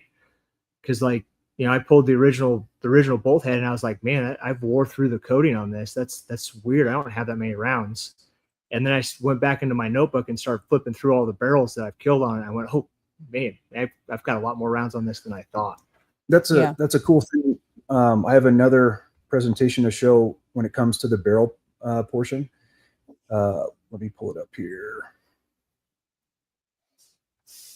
So there's a notes page when it comes to doing the just drag and drop it in worked really good last time. Hey, real quick, this guy you guys keep doing what you're doing, but I'm gonna answer. Poncho's asking, I have an AAC suppressor, hits the handguard, blows off. Can I just add a thicker wash to the end? AAC T51. I'm just gonna answer this for them. Poncho, you need to contact AAC or the person that you got it from. I don't know if you guys feel comfortable and give them advice on this, but ultimately, I think you need to contact them. And if you guys want to add something to that, feel free to do so. Yeah, I'm not sure, what suppressor mount or, what brake you're mounting on or anything like that. I would really encourage you to contact AAC. They've I can say that AAC, they've gone through some, where they're Remington and then they were separate and all that stuff. The new guys at AAC, I actually think really do care about their products. So reach out to them. They should take care of you. It's an unfortunate situation to be in where launch a suppressor. I feel for you. I'm not sure. It's probably the handguard hitting the bag and it's not seated. So your handguard could be too long for that. Yeah, I would guess that the handguard's too long. If that was my firearm, I wouldn't trust putting a washer behind the brake just out of the fear of alignment issues. I would look at swapping to a different handguard possibly. There you go. Yeah, you don't want to add washers and stack tolerances or anything like that. Whether it's our product or any other product, it's just not a good thing to do. Yeah. All right. You got Solid advice. something else to share? Oh, all right, right. yeah. There we go. Yeah. Oop, hold on. All right. So I'm just showing the notes page on the barrels is I have my Satterley test on there. So that's going to be saved for good. And I put a date on there. So like, let's say you do a ladder test when you first get the barrel or has a certain round count, or this barrel dies and you get another proof pre-fit or something, you have that information forever. Or you get a new lot of powder and you do another ladder test, you have a bunch of data to go back and look at, which I really enjoy about the app. That's It really seems cool. like I'm always writing a text to my wife with speeds and powder charges. She's like, why did you send me that? Like, well, you were the first thing open and I was just trying to take some notes. I Yeah. can't text So- myself. Yeah. So that's what I like about that portion, or is putting my ladder tests under those barrels is really convenient for me. Nice. Yeah, no, that is super handy. Like, yeah. That's Oh, really and then cool. up at the, I see once you mark a barrel dead, and then you can select live or dead at the top to show you. Yeah. So there's the little skull on the right side of that. Uh-huh. I figured If that's you what hit that was. that, it pulls up a prompt and says, is this barrel actually dead? You hit dead, then it changes it to a different section of the database. And if you swap that up top to show the dead barrels, then it goes through and gives you a history of all your dead barrels. And all the information that they're in the notes and the round count when it died are still there. And then again, just out of like personal experience, I thought barrels were dead. And then you pull them back out and you go, nope, this just really needed some tender loving care and it can still shoot, right? Like we had one of our 50 demo barrels. It was an 18-inch. It's got a ton of rounds on it. And we thought it was dead. And then we got into a pinch where we literally ran out of barrels. So we started going through and we did some tender loving care to that barrel and went, no, I think we can get another demo out of this. So we were able to revive that barrel. So the option to revive a barrel from the dead list is there. And when you bring it back, it's going to repopulate all of that information for your maintenance and your clean interval and all that stuff. It keeps all that info. So you can resurrect a barrel. You can resurrect a barrel if you try hard enough. And you can duplicate it. There's a lot of guys that buy, like, they'll have a gunsmith do the same 2 or 3 barrels. So you put the information in once, you can duplicate it, edit it to put barrel 1, barrel 2. I mean, say you get another pre-fit of the same thing. Well, you can duplicate it and then go edit everything to 0. So that way you don't have to type it out again if you don't want to. Yeah. And this goes for everything. It goes for powder, bullets, primer, brass, firearms, components. Whatever components you want to throw in there. Yeah. If you want to duplicate something, there's a button there for it. That's cool. Yeah. I think people underestimate how nerdy people like the long range community is and how bad we nerd out on gear and every aspect of it. I see that.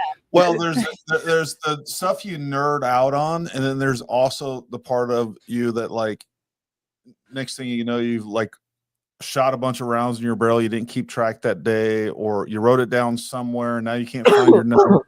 Like, dude, this is so handy to be able to actually keep track of this, and it's just like this in the same device that you always have with you. And like, we already have our apps, our ballistic apps and everything else on our phone. Like, why not have this tracking data?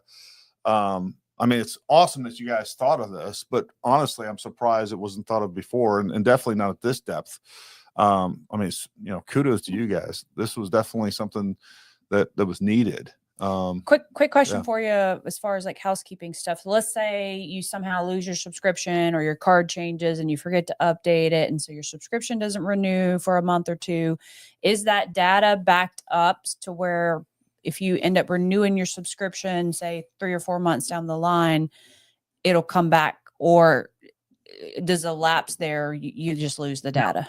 So if you create a login and you click the auto backup, or you can go in and you can do a manual backup to the server, and you walk away and you cancel your subscription. If you come back however long later, as long as you haven't requested to us to delete your data from the server, we're just going to leave it on there.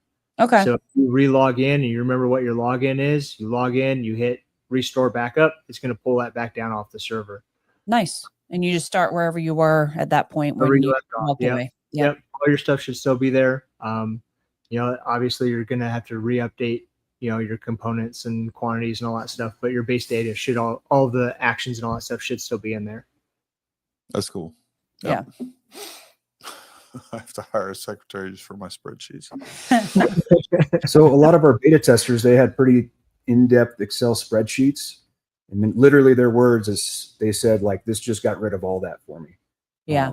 Which was, I was trying to make sure that he wasn't just blowing smoke and just trying to make me feel good, but he's been doing quite a bit of testing, and everything the app does is everything he was already doing is in his Excel spreadsheet. It just is a lot cleaner now. And then if you're leaving a match and you're in the vehicle, you can just take care of it right then and there.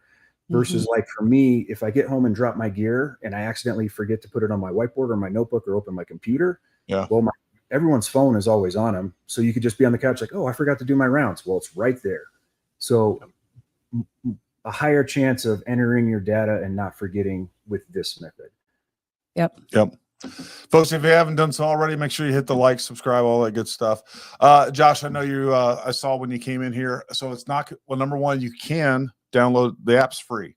You get basically one profile on there. If you want to, there's a subscription. There's a $25 one. I think the premium, the ultra, what was the cost of that one, guys? The premium is $5.99 a month. That's for unlimited profiles. So whether you got anything over, 30, 40 profiles, well, you'll be able to use all of it. The $1.99 a month is for 3 profiles of everything, barrels, firearms, barrels, components, kind of all that stuff. And then the free is just 1 profile with a factory ammo, which even if you're shooting reloaded ammo, you could still put that in there to show that. It's just going to track your round count and that ammo for you. It's just not going to be in depth as the middle or premium tier as tracking your reloading components. Yeah, and Josh, what we talked about at the beginning of this too was down in the link in the description below is a discount code of Barrel Burner that you can use on our website. It'll give you $25 off the next $200 purchase, which will pay for a year subscription. Yeah, so we're of that mid-tier price. So what you save on your order on our website will pay for your subscription through Barrel Burner. Yeah. So there you go. Yeah. Awesome. There you go. So you can use the free version, check it out, see if it's that's something that you're going to utilize, which I think if you're a shooter, you're going to. So Gary needs unlimited profiles. He has a lot of testing. I do. You do have a lot of testing. What gave me the idea was Ray going to so many demos and events, and like he gave me a 308 barrel. I have to sometimes accuracy test our customer suppressors. He's like, hey, here, I got a 308 barrel for your ATX. This will work. I got it. And I'm pretty sure that thing has been burnt out since early 2000s. It's not that old, but how many rounds it's probably seen, because I bore scoped it. I'm like, this thing is, I didn't even bore scope it until I shot it. And then I was like, this doesn't even hold a 2-inch group. And then I bore scoped. I'm like, this thing's pretty tore up. So it's amazing that this thing's holding the 2-inch group. No, it's the same thing. Like, forget about the test stuff that we do for YouTube. I mean, we have 8 student guns. We're about to add more to that. So I've long lost. It was one of those things where we used to brief students, hey, keep track of your round count. I've long lost. I have an estimate about where they're at. But if I'd have had this app where I could just like, hey, how many rounds did you shoot today? Cool. Plug that in for that gun. It'd have been so much easier to do that. So between the guns that we have as student guns and all my personal guns, as well as, guns that I'm testing, ammo that I'm testing, being able to track that as far as like doing an evaluation and a T&E of different gear, I mean, that would be phenomenal. That's just makes sense to me. Yeah. And we're going to continue to upgrade the app. Like we already have some ideas of pushing out like an upgrade, months or a year from now to keep making it better. My gunsmith here in Cheyenne does barrels, and he's done some QR codes on them. So, maybe there's something we can do to make it easier. Yeah. Like, Or like scan your rifle and then it pulls up the profile right away and you just put the round count.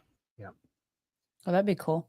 Yep. Yeah, or like shooter metrics, right? Like performance metrics. You know, we that's something that a lot of shooters track also. Like, hey, I practiced this much. This is how I performed in the matches I went and shot. You know, that's something that, you know, you kind of think about, but you don't really track, you know, how much do I train? How well am I doing? So that's, you know, we've got a ton of ideas to continue to expand this thing and make it worth the money and continue to make it better. I saw somebody asked about exporting to XLS. We've had that question from a couple people. That's something that I'll actually look into to see if I can figure out a way to do an export and have it export your data to your email. If that's something that I can add into the app, I'll just add it to my running list of, you know, if we have to push out a update, we'll toss it in there. You know, we want this thing to continue to evolve and be what the community needs it to be. Oh, Jeff. Yeah, that would be a great thing too. I don't know if it's in there already, but like if you have like metrics that you can, like, let's say you're testing certain ammo or whatever else, if you can throw in there like, hey, out of this one, I'm getting an average group size of 0.3, 0.4. I don't know if that capability is already there. I'm sure you have it. You can add that somewhere, but a spot specifically for accuracy testing or something along those lines would be pretty cool too. Yep. Add that to your list, Curtis. Write that down. Right now, you'd have to put that in the notes section. So there is a notes section where you can put generic whatever you want in there. Yep, 100%. There you go. Yeah, and then eventually maybe throw in a picture of your rifle or something. Not that I ever do that with my. Of course, you can do that on AB. I never do that. You're just trying to add to his list. I am. I'm just throwing shit out. Sorry. 100%. Put the XCR. They're having their own discussion over there. Got it. Yep. You know what? Another thing that I would like to talk about, since we were talking about suppressors earlier, because it's one of those things that I don't know. I guess it like irritates me a little bit. So, you know, there's lots of different channels out there on YouTube that do some sound metering tests, and there's one in particular that kind of gets under my skin quite a bit because I've seen like there's two suppressors at this particular one, and I own them. And there's like such a drastic difference between what this person published on these two suppressors. If you will, Kurt, talk a little bit about a drastic difference from what they published to what your personal observations are.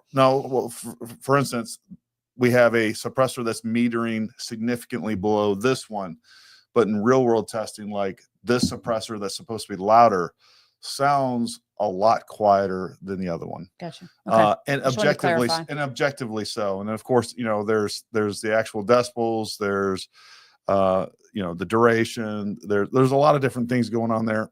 So Curtis, if you will, talk a little bit about, I think people need to understand some of these sound metering tests and different variables. And then the other problem that I have is like, you know, and this is something that when Ray was on, we talked a little bit about. Ray Sanchez, who, for those of you who don't know, is one of the owners of Thunder Beast.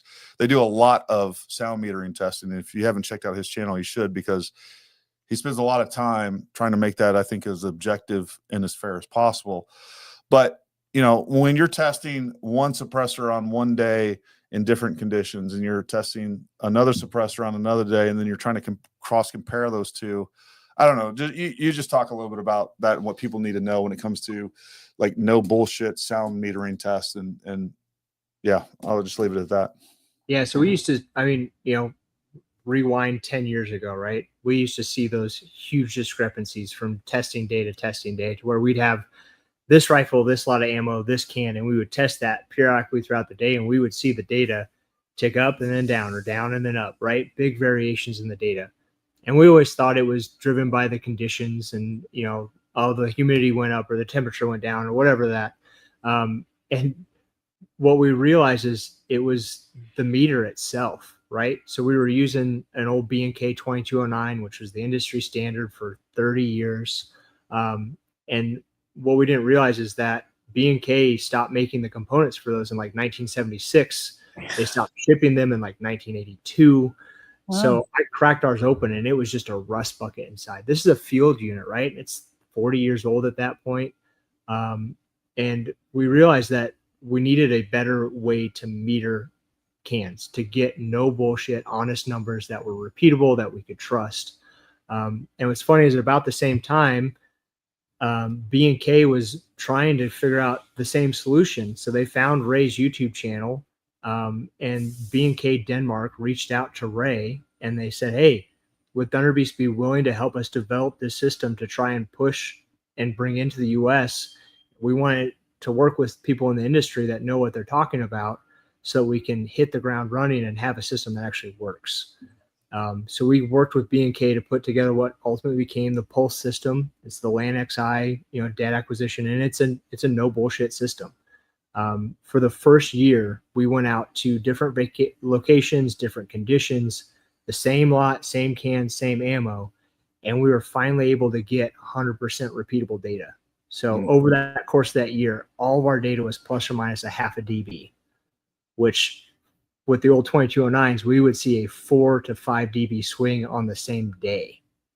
Wow. So we literally went from questionable data to we completely, absolutely trust this and all that stuff. So then the next step of the verification of that, and this comes back to, kind of my background doing the IED, blast testing for DOD, because I was using a lot of the same equipment doing that stuff, is never trust your setup, verify, right? So the next thing we did is we started verifying our setup, right? How repeatable can we set this thing up to mic location versus muzzle location versus shooter presenting the rifle and all that stuff. And what we end up building is a test rig to where you put the sensors in, the rifle's mounted, fixed, and the user, the person who's operating it, can look down the sight, go, yep, I'm on target, step away, and then just one finger pull the trigger so that the human aspect is completely out of it. That system then now is kind of developed into what we've called the Silencer Summit, to where we invite anyone that has an FFL SOT as a manufacturer, is invited to come out, and we provide rifles and ammo. You show up with your cans, you hand us your cans, we shoot them, and the only stipulation is if we shoot a can, the data gets posted. That, like, you can't say, oh no, I don't like that data, pull it down. And the whole purpose of this is to try and finally get a data set that people can go online and look and trust. Because as someone who's in the silencer industry, I'm sorry about how absolute shit and garbage the testing has been for the last 20 years, because it's been horrible. There's been no standardization. Companies have gamed it. There's third-party people doing some, magic crap that nobody knows what the heck it is. We want data that you can look, it's transparent. We have pictures of our setup. Any code that we use to post-analyze the data is included in the data set along with the raw data. So you can download the raw data and rerun our code and find errors or look for errors, or you can do whatever metrics you want. If you go to Thunderbeast website, it's called the Silencer Summit. We've ran it for 2 years. We'll run it again this year. And again, it's a no-cost thing. The silencer manufacturers just have to get us cans somehow. Most of them show up with it. We've had them. Some silencer companies have formed 3 us cans. We shoot them and we form 3 them back to them, the Friday of the event, so that we're not, there's no question mark, right? Because we want customers and dealers to have the opportunity to go and look at actual no nonsense data. And what's been awesome is we've learned stuff too, right? So part of this is we're not just looking at peak data, right? So our Pulse system is able to pull the whole curve. So we can look at it however we want. We can plug it into the military's AHA software, which has its own gremlins, and it's questionable in its own sense, but it's a user metric. We are post-analyzing it for peak, impulse, and LEQ, which the more we use it, I was really apprehensive at first about LEQ. Sutherland, our other engineer, was really kind of found it and was like, hey man, I think this could work. And now the more we look at that, LEQ is really starting to be what we're using internally for development. And what that does is it's running a weighted average over the event and giving you what a steady state equivalent in dB would be, right? So rather than this big gnarly curve with one peak or the impulse, which can be affected by overshoot and undershoot of the sensors, now it's saying, okay, if we have this big curve here, that's equivalent to being exposed at this decibel level for 10 milliseconds. And what that's doing is it's kind of normalizing out any noise in the data, and it's giving us really, really good consistency. It also is playing into the perception thing, right? LEQ seems to really track the perception of people saying this is quieter, this is louder, more accurately than impulse. And I think it's because it's really hard for us to conceptually think about 2 milliseconds, right? 0.002 seconds. That is really hard to wrap your mind around. So giving a weighted average over a time span of what an equivalent exposure is a lot easier, and somehow for some reason tracks human perception a lot better. And again, all that, if you go onto Silencer Summit, you can find LEQ. It's a dB metric, and it's in there. You can sort. Now our data is so repeatable also that every year we do this Silencer Summit, that data set isn't going to be a fresh data set. It's going to be an expanded data set, right? So last year we did like 350 rifle suppressor combinations, and then all the data is open source on our website. And I have to give it to Ray and Zach and Shane, right? Like, this event is a huge cost to Thunder Beast. Not only are they footing the bill for all of it, they're donating their engineering staff to run the event for an entire week. So like, and just as a service to the industry, they're like, we have to do this. Like, they feel responsible to the customers to provide this, because as a whole, the silencer industry has not stepped up and provided good data on the products that they're selling. I'm even looking at the results from the 2024. I mean, even the report and the data as it was written up must have been massively. Actual website? It's on Thunder Beast Arms. Okay. Yeah. So this is how big of nerds we are. That data is compiled by scripts that Sutherland and I have written. And that entire data set takes about 4 minutes to compile. Well, I mean, even like the write-ups, the intro, and that stuff was there. But this last year we instigated those scripts, so the data was posted every evening. And what that did is it gave the manufacturers a chance to look at it in real time, so they could, get a feel for how, if there were anything weird. And we retested a couple cans for people, and we got the exact same data 2 or 3 days later. I searched for Suppressor Summit. Okay. And then it just came up. In Sorry, transparency, he's going to bring it up so they can share a screenshot of that report. there was a couple cans that beat ours in suppression in a couple categories too. Yeah, we're not the quietest. Look at this. We put that out there. This is full nerd right here. Full nerd. Is that the same thing? It is. Okay. It gives me anxiety just looking at it. Like, oh my God, if I was in college and had to do this. Right. Yeah. So we literally created I think this is the largest data set of silencer testing that exists. And we did it in a 4-day period. So, wow. But now it's going to keep getting bigger every year, right? So like this year, even then we went back through and spot checked a lot of stuff from last year. We found that 22 suppressors are so good that the data is actually being influenced from harmonic stress risers within that gun themselves.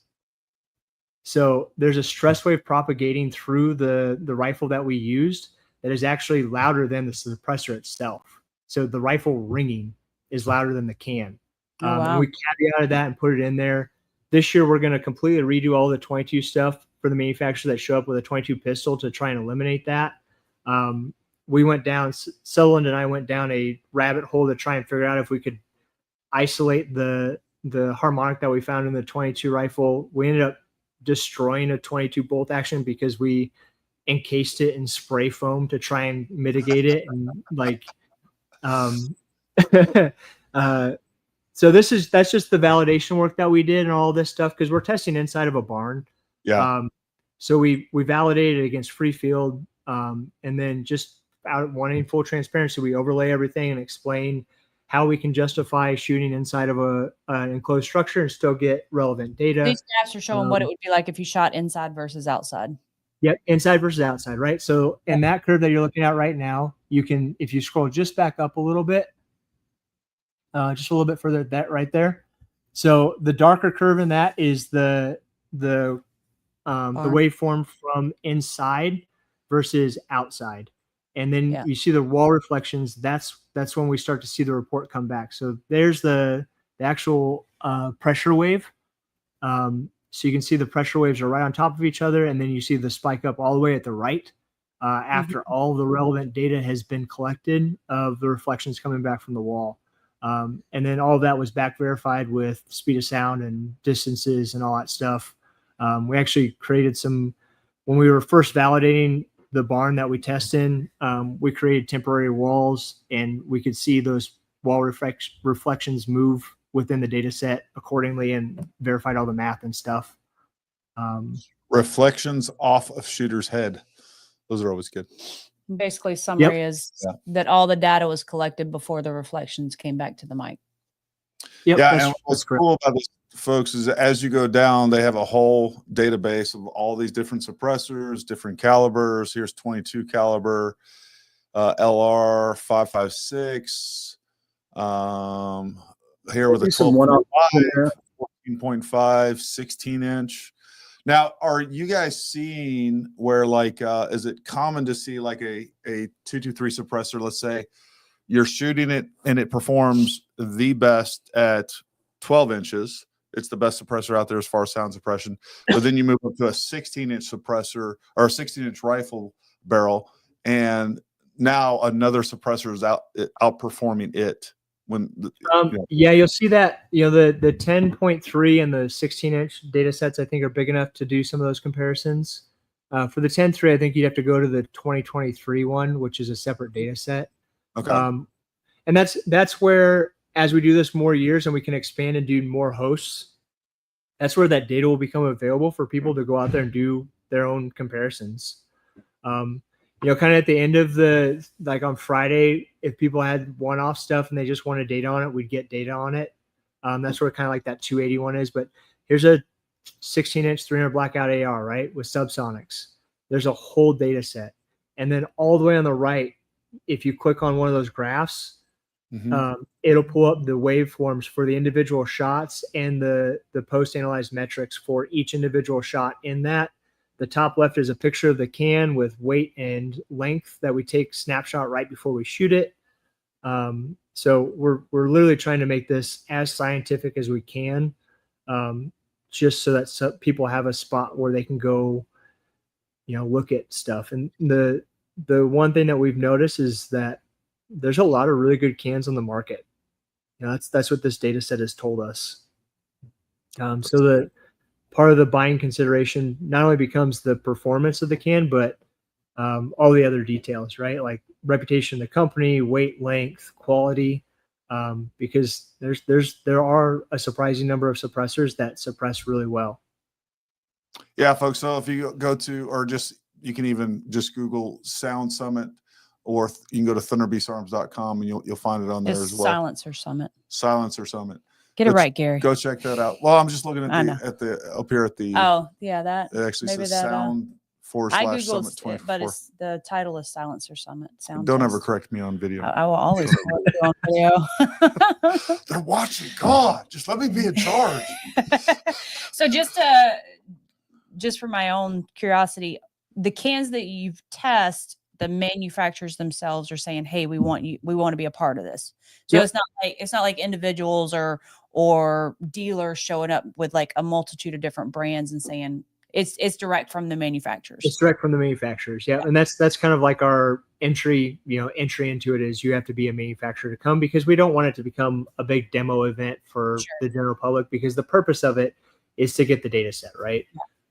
Yeah. We have partnered with a couple of distributors, just because, like inevitably, like for example, last year we had like 4 or 5 manufacturers that had conflicts that they couldn't come. So then the distributor, a distributor said, "Hey, we have all the cans that they were going to bring. We'll just show up with literally a giant suitcase of suppressors."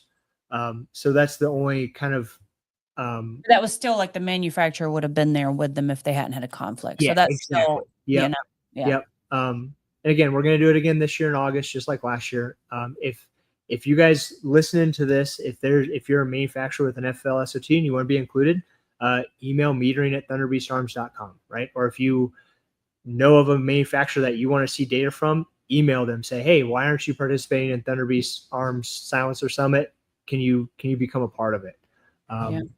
It's really healthy for the industry, and it ends up being kind of a fun event. It's a lot of work for us, but it's also really cool to get all of those manufacturers together in one place for a week to just do the sound testing. So all nerd out together. Oh yeah. And then the other part of it too, I'm pretty good with the pulse system. What's funny is the foremost world expert, like no joke, with the B&K pulse system is Sutherland, the other engineer, to the point where he is the one who has made the templates that B&K ships with the system. So, and we end up training the B&K sales reps on how to use their system before they go to manufacturers. How the Silencer Summit started is because we were having manufacturers buy the system. It's so complicated that the B&K sales rep couldn't properly train them on it. So they were flying out to Cheyenne and we were training other manufacturers how to use the equipment, just because we want people to be able to get good data.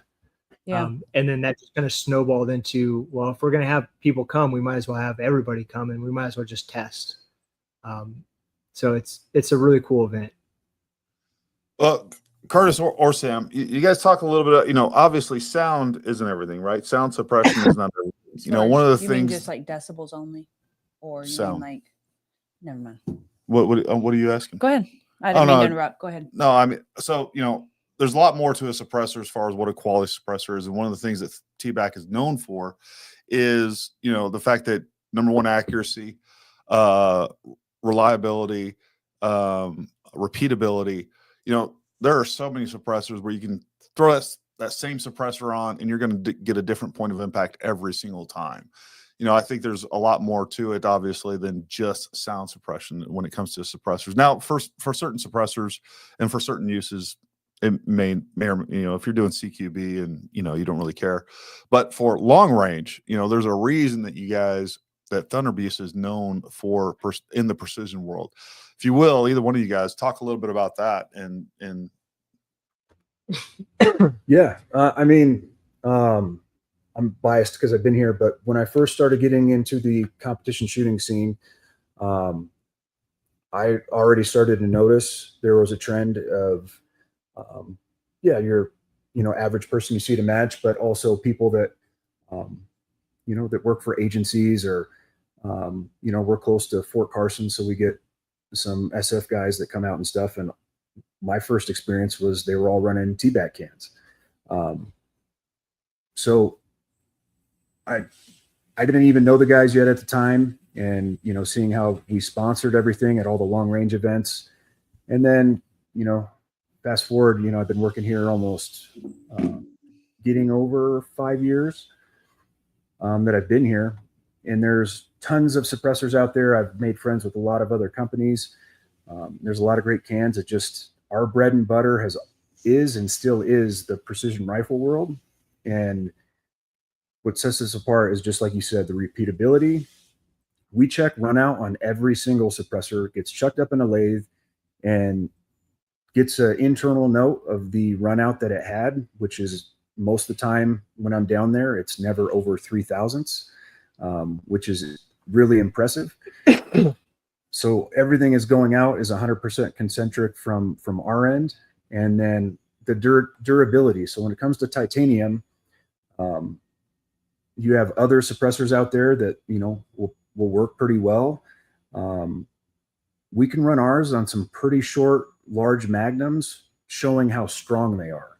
So that's another determining factor when it comes to, putting company B on a 300 Norma, a short barrel 300 Norma versus ours. I think the majority of them, ours are just going to be stronger. Yeah, we can tell you to put it on there because we've put it on there ourselves. The last time we did 338 qualifications, which is also how we qualify a lot of 30 cal magnums, we use 338 Lapua. AI sent us a rifle because when we told them what we do for durability testing, they go, "We don't even do that to our rifles. Can we send you a rifle to do it with?" And then we sent them videos, and I thought they were going to cry because we literally chopped the barrel down to 14.5 inches, pin and welded a brake onto it so it was not an SBR, and we strapped it into a fixed position, and we ran 15 round cycles in less than 10 seconds and then quenched the whole system. And we did that for 5,000 rounds straight. And wow. Nothing, I can say nothing on the AI broke. Like there's, and then the same thing, when we did the 50 testing, AI demoed us an AI ELR. And then when we were done with it, they sent it to England to analyze it because, by the time we did qualifications on the cans and they did all the demos and we told them what we had for a round count, we had the most rounds on an ELR of anyone in the world. So they wanted that rifle back. And then anybody who knows Ray knows that there's no easy rounds at Thunder Beast. We're definitely hard on stuff. So they really, it's a testament to that rifle's durability, but that's, also when we say you can run, a 338 Ultra on a 16-inch, 338 Lapua, there's not a finite round count there. That means that can will go on that barrel length and that round forever. Even belt fed, guaranteed. Just joking. Maybe not belt fed. We're the precision world. We're not the spray and play world. But like the Dominus, right? Like, nobody believed us that we could run the Dominus surge cycles on a titanium can. Yeah, that is the most underrated hard use can on the market. I say it all the time. Like I need to do more content, and I constantly bring it up in any suppressor, review video or whatever else. The Dominus, as far as 5.56 goes, it is one of the quietest cans out there. It's hard to suppress 5.56 very well. But man, I have run that thing into the dirt, and that thing, I just love it. The Dominus SR, if you need a hard use, full auto rated can, it is hard to beat that one. But go ahead, Curtis. Whatever you're going to say. Nobody believed us that you could make a titanium can survive the surge test, right? And if you don't, the surge test it's an 8 mag durability or 8 30 round mag durability test developed by SOCOM to determine if something is durable enough to go into the field with. And I think SOCOM's threshold is it has to survive 4 cycles. Well, it turns out there's a lot of hard use suppressors that fail at cycle 2 and 3. Yeah. We guarantee a Dominus will go to 10. And not only do we guarantee it, but no one would believe us. So we videotape the entire thing and we put it on our website. So like you can build a can if you understand the load sequence, and if you engineer it, you can build titanium to be strong. You just have to know how to treat titanium and how to manufacture it. I think that's one thing that we're huge nerds on long range. We're really, really big manufacturing nerds too. The data that we collect on every can, our QC processes, the machines that we have to manufacture these suppressors separate us from the rest of the pack. The machinery that we use for welding titanium, we've actually had them come out and analyze our welds for us, and then they try to get our welding parameters from us, just because we surpass what medical requires for welding titanium by a whole magnitude. So nobody welds titanium the way we weld titanium.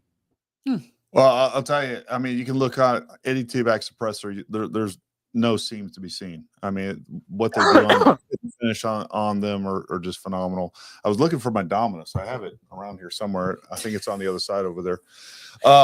But anyways, I wanted to show it. But I'm telling you, folks, if you want a hard use can for an AR or any other gas gun, and by the way, it will also. One of my friends has a Dominus. It's not the SR version, but he uses that for his precision rifle as well.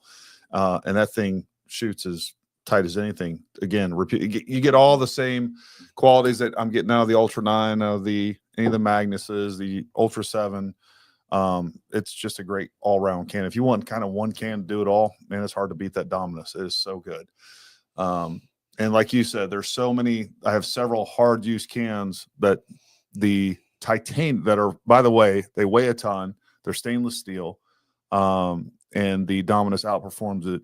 I mean, head and shoulders all day, every day. So go to ParamountTactical.com and order you a couple of Dominuses, along with everything else.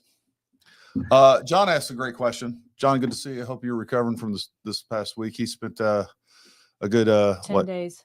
Yeah, 10 days out there training with us. Hey, all, stupid question for Sam and Curtis. Hear you on magnums, etc., that you can run anything. Is there an optimal pressure or muzzle velocity as it pertains to accuracy or simply load test? Thanks. No, I mean, every cartridge is different. You got to think of your varmint loads or real light bullets really fast. And there's an accuracy node for those. Me personally, in my PRS style cartridges, everywhere in that 2700 range is what I like. I like to run a little bit slower. I mean, depending on cartridge, there's accuracy nodes depending on, whatever voltage you're shooting. Yeah, but then in our PRCs, like the ELR, the 6.5 PRCs that we ran for ELR, we were both over 3K. Yeah. You were pushing 3,100. Yeah, I was pushing about 3,100 with 153s. And I got fourth out of the 260 competitors that are shooting 300 PRC and 300 Normas. Wow. And they're shooting those, in that 27 to 2,800 range, which should be far superior in the ranges that we're shooting at. I'm sure I could find a load for my PRC that's slower that works just as good. I mean, every barrel's different, powder, bullet. In terms of our suppressors, though, I mean, I can, on my 6.5, I can probably find a slow and a fast load that'll work, just fine. I do get that question a lot that, people develop a load for their rifle that has a break on it and they put a suppressor and it goes all out of whack. Usually that is just the case of they're on the minimum or maximum of their accuracy node and they just need to tune it a little bit and it'll go back. But for me personally, I haven't experienced that just because my methods in my reloading is I'm always going in the middle of my accuracy node. So if anything happens, whether my a lot of powder or primers or bullets change, I'm going to be generally in there to be able to make it through, whether it's hunting or competition shooting or just range shooting. I've always been able to make something work. So what you're saying is if you develop a load on a break and you're in the middle of that accuracy node and then you throw a suppressor on there, you're generally not seeing a significant point of impact shift or anything else, because typically you're obviously you put a suppressor on there, typically you're going to have a little bit different pressure and you're going to have an increase in velocity. Is that kind of what you're saying, Sam? Yeah, but also surprisingly the biggest culprit that I noticed here from answering phone calls and emails, people experience that, but the biggest culprit is their threads are out of spec, creating excessive runout in that suppressor. So whether they're, kissing the end cap or they're not going perfectly down the center of that suppressor, it is possible, that they could have some accuracy issues. Gotcha. And we see, and we thread barrels and stuff. And to be honest, we would rather just be making suppressors, but it's a service that we've always offered. But that is the biggest culprit from pretty large, well-known companies. We end up having to, muzzle threads have to get fixed from time to time. Gotcha. So basically, they're either because they're adding that suppressor and that additional tube that round has to clear, you're either obviously there's instances where you're actually going to touch metal with the bullet, but also are we seeing just different pressures that aren't equal on all sides, so therefore they're just not getting as good precision? Yeah. So I've actually had this discussion with the guys over at Hornady quite a bit, just because BC is a big thing for us, right? And BC consistency is more important. So a bullet doesn't have to touch a baffle to be affected by a baffle, right? So when a bullet actually exits the barrel, it takes anywhere from 6 to 12 inches of flight for that bullet to fully stabilize. So in that time, right, in that distance, as that bullet's stabilizing, if it comes too close to a baffle and gets some of that asymmetric pressure, that's going to affect that bullet. But then the next bullet that comes out is going to stabilize slightly different. So it might not affect that bullet. So what can happen when you put a suppressor on that's not designed and built specifically for this game is you might still group well at 100. You might still group well at 500. But when you start reaching out 8, 1,000, 1,500, now you're going to start seeing vertical dispersion because the BC variance from bullet to bullet is being affected by that suppressor. We have the data to back that up, right? Like the guys at Hornady are phenomenal guys. They're just as big a nerds or bigger nerds than we are. They're building really, really good bullets, and they have the Doppler radar to back calculate their BCs. So when I posed those questions to them, they started laughing. They're like, we have that data, right? And they've actually purposely canted suppressors to make a bullet get close but not touch. So they've shimmed cans and then watched the vertical dispersion open up and watch the BC variance from bullet to bullet open up. So it's funny that is a thing. The other question I know Sam gets a lot is, hey, I had this load, I was running a break, and then when I put a can on, now I'm getting sticky bolt lift. That one happens occasionally. In those instances, in my experience, and I think Sam can agree with this, that usually happens when you're right at absolute max pressure in a cartridge, because that suppressor is going to create a little bit higher back pressure coming down the barrel and hold that brass open for a little bit longer. So it's not going to cool. So if you're right at that cusp of max pressure load and you add a can and you're getting sticky bolt lift, you might have to drop it down one accuracy node. So that's something that I personally do when I develop a load is I find all of my nodes and I find wherever that max pressure is or where I start seeing pressure signs, and I just drop it down one node from there. You're going to give up, 15 to 20 feet per second of what your absolute max could be, but you're going to have a more forgiving load. And that also relates right back to what the guys at Hornady have shown data, right?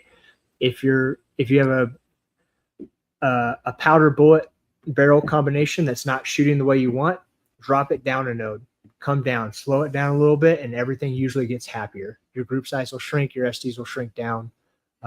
When you start hot rodding stuff, that's when you can kind of open up issues with a given combination of bullet powder barrel.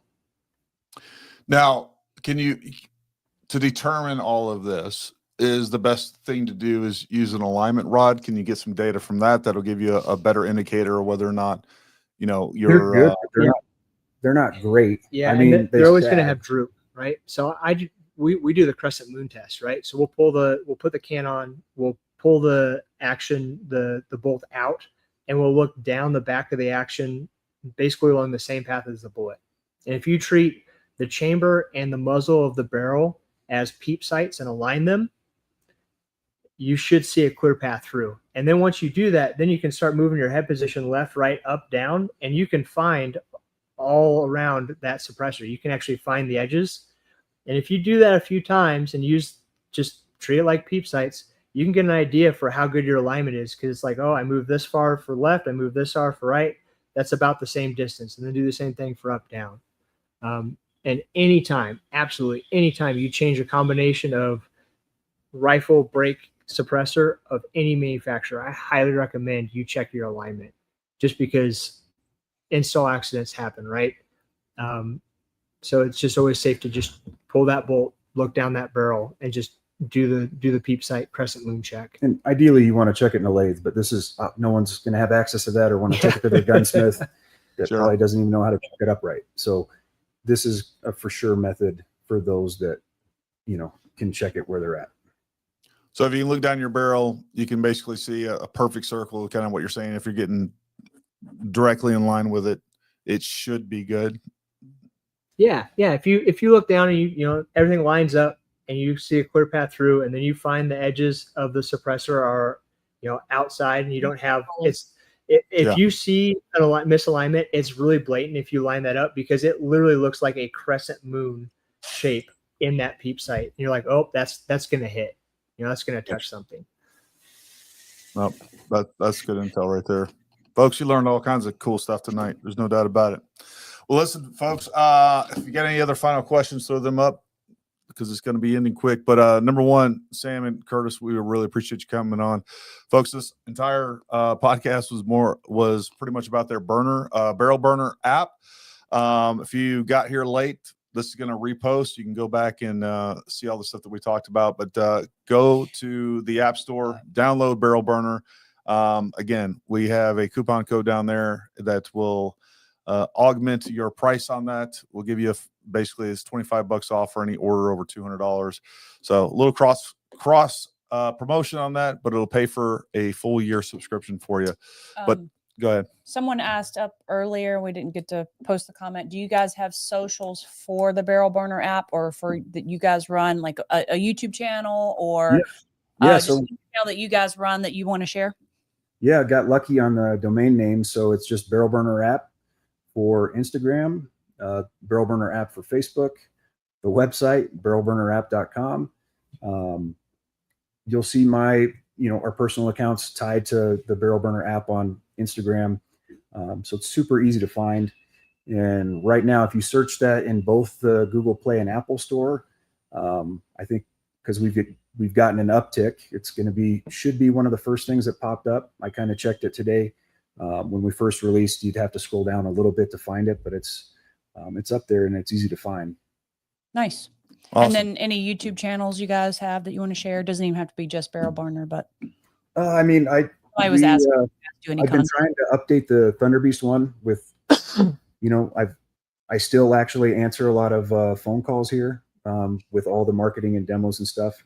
I am primarily the one answering the phone still to answer guys' tech questions or taking sales. So with that, I've been trying to update the Thunder Beast Thunder Beast Arms YouTube page. So there is more information on there of, real basic questions. A lot of us that have been in this industry, we don't think of the more basic stuff when it comes to suppressors, like what a suppressor does, like how do I attach it to this barrel? So we're working on doing that, as well as got a full in-depth cleaning video coming in a little bit, as well as just describing our mounts. Like a lot of people see the acronym CB brake, SR brake, BA brake. Well, what's the difference? So we have a lot of that's getting updated, in short videos, so people can kind of go through and learn more about the product, because it's daunting. All companies do stuff that's different. They call their mounts different from, our mounts.